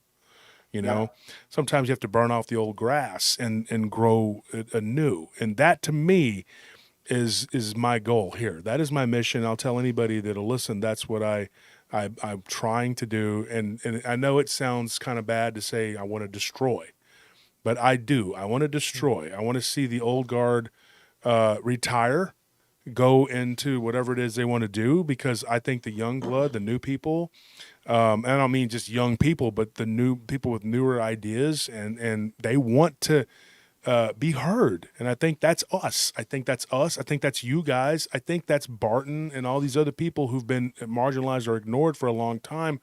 We're taking center stage now. Chris Garitano, like Eric Palacios, all these different people who have these theories. Chad Lewis is another one I really respect. He has all these, he's so open to everything and writes about it, you know. And I think that that's important. We have to have that open-mindedness. Sabella Irwin, unfortunately, didn't get to go to the conference, but she's another one of my colleagues that I like, or Bettina Moss, Josh Nanokio, you know, all these people. Those are the people that are going to be at the forefront and at the vanguard of this. This, what I believe, is a new movement, even though people may not see it. I see the mosaic of what it is. And, you know, it's going to be painted with a different brush. And I think people are going to have to wake up and see. And television, radio, books, the news, whatever, the streaming, whatever, it's going to be eventually, our ideas are going to be there at the forefront. It's what's going to pop. And it's going to be, you know, when you watch these shows, like I have Gaia. And honestly, it's because I don't know how to get rid of it. I can't. Does anybody knows out there? Tell me, please, because I can't. I can't get rid of it. I'm paying for it, and I don't. That's get to, how they get you. I like it. I just don't get to watch it that much. And I've corresponded with some of those guys, you know. And I think that these guys like Sokolos and Graham Hancock, they do amazing work. Paul Wallace, amazing work. Matt LaCroix, those guys, I look up to them. I respect them. They're great. And but they are at the forefront, you know, of this new information age that we're in, and we're pushing this stuff out there, and it's happening so fast.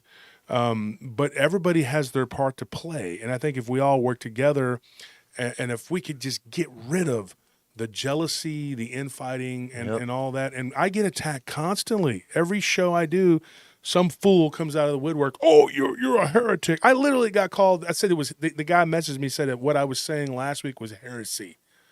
What does that even mean? Like heresy? Spanish Inquisition? You're an inquisitor, dude? You never expect the Spanish Inquisition. Yeah, I put him on blast. So I put the comments out there and was like, look at this guy. He's over here attacking me and saying that it's heresy. Like he's in some kind of, I'm in some kind of tribunal from this. I said, look, man, if you want to hate me, stand in line with all the other low IQ people who don't want to open their mind and don't want to look at the truth, and just go stand there in the corner with the rest of them, okay? I don't have time for it. And they're going to be lost. They're going to be left behind. And when everybody else is advancing and we're learning and growing as a community, and I think some of these people, if they don't have somebody to fight, then they get bored or something, and so they're just they have to have a demonized, you know, to demonize somebody.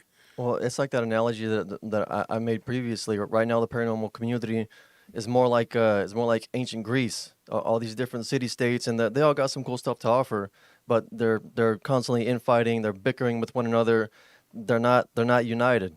And ancient Greece, you know, we got a lot of cool stuff out of there, but we're trying to be, as a community, ancient Rome. Yeah. You know, all working together, all under the same banner, and accomplishing things, because ancient Greece didn't accomplish what the ancient Rome did. That's why they were conquered by Rome. Yeah. And another thing I want to say too, like I always compare it to Nobunaga, and of course, if anybody knows Nobunaga, he didn't get to see his dream come to fruition, and I say it all the time. I may not, but the people that have chosen to listen and follow, they will eventually achieve it. And I may be long gone, but I will eventually, you know that it happens. And that's the most important thing to me. You know, I mean, if anybody knows the story, of course, Tokugawa, you know, ended up with a dynasty, and of course, he had Toyotomi, Shinjin. They all took up the mantle. Those were his captains and lieutenants, whatever. That may be what happens here, you know, but where we're at is coming together. That is the most important thing, because the more of us that come together and we stick together, when we get attacked or if something happens, you know, and your views and everything you've done and learned and grown together, you know, you got to lock horns with, you know, you have to do that. You have to stand up. And that's what I did multiple times and have done, is stood up for what I believe is right. And when somebody is saying something in a group and people are trying to attack them, if I know the truth and I know that I don't just ignore it. I say, look, man, at the risk of my reputation, whatever, I'm going to tell you the truth. I'm not going to sit back and just let it happen. I'm just not that kind of a passive person. Some people are, and I applaud them for being able to do that. I can't. I'm not that guy. And so I have defended you guys too, multiple occasions, because people like to attack. And I think a lot of it is just pure jealousy. There is no other word for it. I mean, you know, it is what it is. Well, They're jealous they can't do what you're doing. Oh, yeah. Well, usually that's the case. I mean, we put a lot of work into what we do, and it's hard. It's very difficult. It's time consuming. It's financially draining. It's physically taxing. But it's what we're called to do, and we're going to do it regardless. But one thing to remember about the people who want to be detractors is somebody who is a hater, but they still consume your content. That makes them a fan. Yeah. You know, that makes them a fan. Yep. So, you know, at the end of the day, it doesn't matter. It doesn't matter, because all of that is just static noise. When you have a calling, and you commit to that calling, it doesn't matter what anybody says. It doesn't matter who detracts from you. If you pursue that calling, you are on a righteous path. And Martin Groves and I have talked about this before. And I don't know if Barton's still on here or not. He's here. It seems like in a way it's weird. You can just feel the pieces moving. All the people that need to be together are kind of coalescing together. Mm-hmm. The people that are bringing like just something to the table with these search for answers, they're all kind of linking up. You know what I'm saying? I mean, I just reached out to Barton with just a few questions, and then like somehow a friendship just developed up on that. I talked to the guy like, you know, every week. Same thing with Martin Groves. And it's just weird. It's almost like the universe is pushing the people together that need to be together. You can kind of feel it right now. Mm-hmm. It's weird, because I think that one of the things, my biggest takeaway from all this is that all of this is weirder than I thought it was. And in a way, it's somehow interconnected, and it's a lot bigger than what I thought it was. The whole thing is just so big that I don't think any one person with any one particular discipline can figure it out. So like you were talking about, Josh, you've got people that are into the UAP topic, people that are into the paranormal, people who are into the physical stuff running around the ground. We need all those people talking together. I mean, we need people with an anthropology background, hard sciences, you know, religion, everything like that, because I think the answers are kind of scattered across a bunch of different fields, and no one person's going to be able to put those pieces together. That's right. So yeah, you're right. These walls need to come down, man. These people need to start talking, you know. People that have had, and one of the things that really sticks with me is, you know, all this talk about Skinwalker Ranch. You know, Skinwalker Ranch is the big hot topic right now, has been for a few years.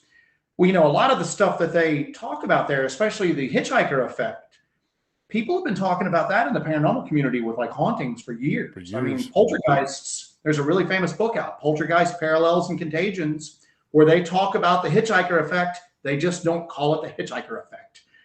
They call it a different term. And I'm going, if the UFO guys had been talking to the ghost hunter guys all along, they would have figured this out 10 years ago, you know? So yeah, what you're doing is important, man. These walls need to come down, and people need, and it's okay to disagree with people, you know? It's okay to have cover all the bases until we get an idea of what's really going on out there. I don't get offended if people have a different perspective on me. I don't get offended if people think you have a different theory than I do, because right now everybody's just got a theory. Maybe one of these days we'll all look at each other and go, damn, none of us were right. You know what I'm saying? None of us guessed right. You know, maybe one of these days we'll actually have some hard answers. It was 3 raccoons in a trench coat the whole time. Was Those dang But raccoons. I mean, it's important that we start to get those lines of communication up, man. And it's weird because I kind of feel like that's starting to happen now. I feel and I think that's what's causing a lot of resentment. Is a lot of people have been able to fake it for years, man. Yep. You know, and now there's some concrete stuff coming out. There's people actually starting to move the needle a little bit. Some people are getting really excited about that. Other people are just going, whoa, I'm getting kind of left in the dust here, and that makes me angry, you know? Yeah. So instead of kind of getting themselves into gear and starting to contribute, they just kind of give into that anger and they start attacking people all the time. So They just lash out because they have no other recourse, and that's what's made us, you guys and us, a target, because they're so mad. I mean, what you said about them being a fan, Jesse. Let me tell you something. We get hate mail from the same people. Like and Anthony, you were making a joke we were coming back from. You were like, these people, they watch every single thing we do, and you just kind of reiterated it. And then they literally stalk us. Like any little thing I say, they hang on every word. Oh, Josh Turner, they complain. Technically, they're bigger fans than some people. You live rent free inside of their head. Mm-hmm. You take up a lot of their mental energy, and like at some point, they need to just admit they don't hate you. They just freaking love you. You know? Yeah, that's exactly what were you gonna say, Anthony? I was just gonna say, technically, these same people, they're even bigger fans than some of the people who listen to us and like us. Yeah. You know, they're bigger than the Patreon fans. Yeah. And Patreon fans are there to support you, and these people are like, and what's so funny. And Tony, you remember this? The guy, he went around, he posted my show to mess with us about 2 years ago. He posted it about what, 20 groups? Yeah, he was helping us. He was advertising for us, and I was laughing so hard. I said, "Look at this guy." I was like actually joking with David about it. And I said, "Look at this guy. He's over here. He's promoting me." So a few people like showed me this guy. They friends of mine in the community, and they showed me, and I said, "Let him go. Just wind him up and let him go. He's promoting the show."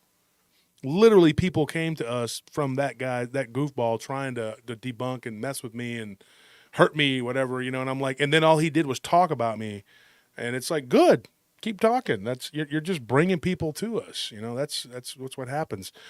Guys, it's been great, and it has been awesome. The time just flew by. Honestly. Oh boy, you guys have a lot to say, and there's a lot of meat left on this bone. And I'd love to record with you guys too, because we reach a larger audience on the podcast. But we do good on the live stream too, and I hope you get some people that'll go and subscribe, and it'll help your numbers go up, get views. Folks, go check them out. It's the link to their YouTube channel is pinned in it's pinned in the live chat. It's that little blue message at the very top of the live chat. You click it and you hit subscribe. Yeah. Guys, we had a ball. It's really cool to sit around and talk to people that put a lot of thought into this, you know what I'm saying? And don't just stick with those kind of basic, boring tropes. The orthodoxy. That people that put a lot of like energy and effort and creativity into the stuff. We had an absolute ball tonight. Yeah, absolutely. Yeah, absolutely. You guys are friends, man, and hopefully one day you guys make it out to Texas, man. We'll put you up somewhere and we can take you to some spots. I mean, I know some spots. Now, I'll drop you off, or I'll be the guy in the car, just whatever. Nah, heck no. When we did the investigation, I'll be the guy sitting behind the computer typing. I'm in. Yeah, I'm in. And then Jesse and Joe got the headsets, and we're like, "You got one to your left. They're going to your left." Yeah. And then it makes good television. Then finally, Jesse's like, "Why do you keep saying that? What are you talking about?" It's like we have no technology like that. I'm like, just go with it. Trust me, it's there. I'm in. I'm already hacking Bigfoot. I'm already hacking Bigfoot's coordinates here. I'm downloading a Dogman. Drop a donut there. Okay. But folks, it's been great. Release the donut. Release the donut. There you go. Like, throw them off your trail. But it's been great, and we'll reconvene for sure. And totally enjoyed having you guys on, folks. Go check them out. You won't be disappointed. I'm telling you, Josh Turner's telling you. And if that ain't enough, well, I don't know what is. I mean, I've told you, I've steered you right so far. I said Lyle's hot sauce was the bomb. It was, right? I can't get enough of it. Can't get dude, the habanero. It's so good. I'm over here giving him a plug, but it is good. I don't promote something if it's not. Now, on that note, I'm going to say something before we let you go. What you were talking about the treadmill, the show, whatever. I got to tell you something. Here's a funny one. We get offered sponsorships, right? So So we had somebody that was going to sponsor us. So they sent me and my brother. We both have these beards, right? So they send us this beard oil, and I'm not going to say the name of it because that would be rude. But I was like, okay. So we put it in our beards, and my brother's like, "Is it supposed to make your beard crack and break off?" Oh no. And I was Beard like, removal oil. it was crispy. My wife's like, I think your beard cut me. I think you literally just cut my face. And I'm like, yeah, this is not. And so no offense to them, but I politely declined because I'm not going to sell a product to my listeners that's bullcrap. You know, just like you, Jesse, aren't going to go and get on a treadmill and go, hey, guess what? I saw a Bigfoot the other day, you know. I am a little curious about that cryptid dating show. Now, were you going to be like bringing up Dogman and Bigfoot and trying to hook them together, or what? Was it the cryptid dating? I was like, I think they wanted to do a thing where they would take Bigfoot hunters and try Oh, to match man. them up together. oh And my I'm like, gosh. number one, I'm married. Yeah. Number two, have you seen some of the people that are in the Bigfoot? Yeah, Not not a only is lot it of a dumb lookers out idea, it's there. extremely disrespectful. Yeah. like bachelor number one. Wow, when I go out Bigfoot hunting, that woman better shut her mouth. Yeah. I'm Alabama man. I'm gonna smack you, lady. I told you at the bowling alley, don't try to touch my food. I'm gonna learn you something, I'm gonna woman. learn you Keep something, on giving me woman. lip. Shut up. Get in the truck. Y'all got any bitches for sale in there? All right, guys. Well, we had a great time. You guys, don't be strangers. We will talk again. So Hey, thank man, you thank for you coming guys so on, much. guys. Yeah. So we'll see you, Jesse and Joe. Thank you. Hellbent Holler. Thank you. Thanks, guys. Yeah, it's been great. Thank you, guys. Bye. So that was Hellbent Holler, and the show has gone 3 hours already. Like, has gone by really quickly, and they were just moving. They were talking, and so I just It was a really cool yeah, I dynamic. just Just kept the it back going. and It forth. was that they great. had. It was one of the things I wanted to. Breezy saying hi to you there, man. Good, made friends with you at the conference, and Shell Ashley, you made a comment about Sean. Sean, actually, I don't usually say this, but he's my guest coming up on Friday. So, Sean, everybody, Sean Graham. So, just go ahead and give you the heads up. He's coming on. And then the week after that, we have another great guest, and it just keeps going on and on. Yeah, I agree, Holly. It is. Reality TV is very ridiculous. And the things that they push and promote and things like that, it's like, good gosh, man. But hey, Liberty, what's going on? Really enjoyed meeting you at the conference. And Pink Dahlia, of course, we've been friends for a long time. I saw Ry Voss in here, and a shout out to him and his podcast. Go check it out. What is that? The Lost I Frequency think it's is a Ry dump Voss's truck podcast. outside or something. Is that what that is? It was like banging or something. It's next door. Maybe it's a homeless person breaking something. Yeah. Yeah. I don't think. What, you think he's going to tow you or something? I hope not. But did you have your I didn't. handicap?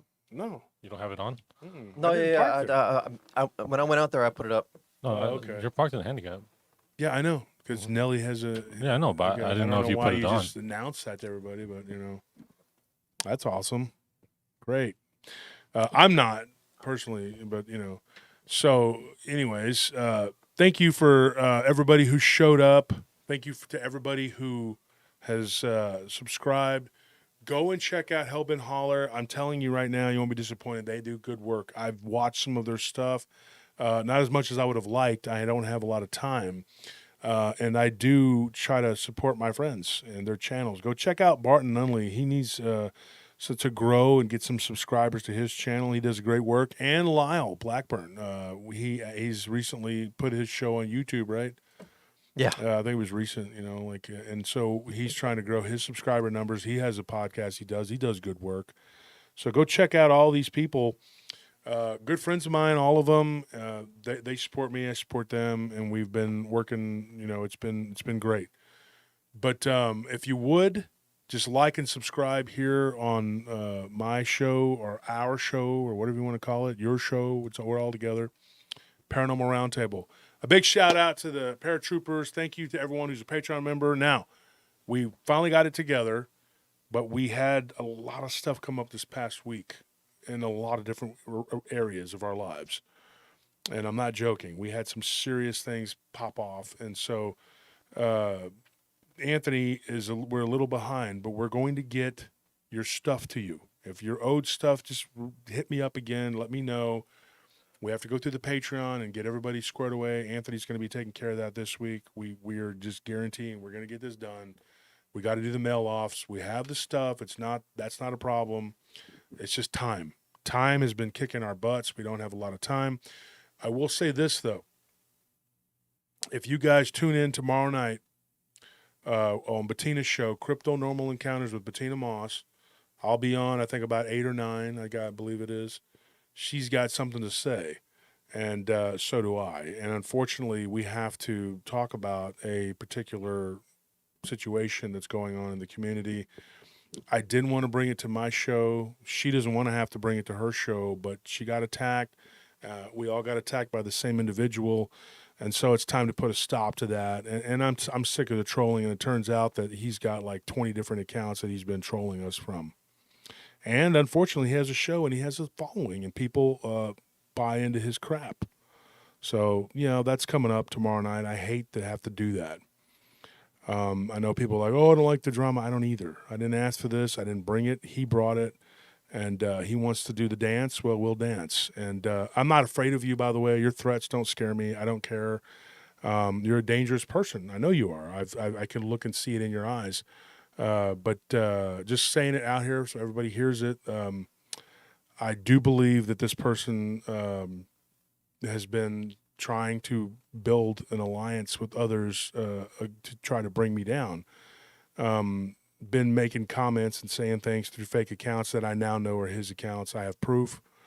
And like I said, I'm not going to get a big into this. We're going to do it tomorrow night. And so if you want to go check it out, come check it out and see what we have to say about it.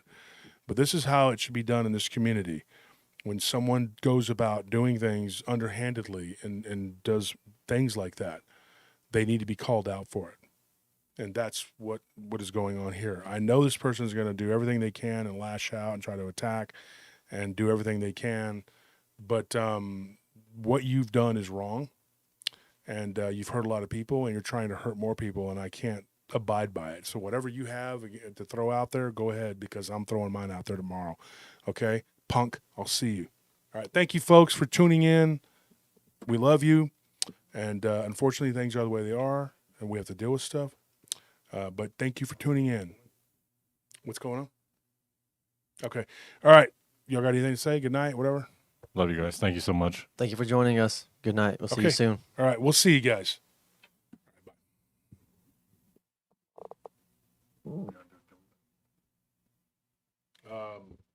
I guess we can't. Well, we don't have a lot of time. We'll do a giveaway on Sunday, folks. All right. Thank you.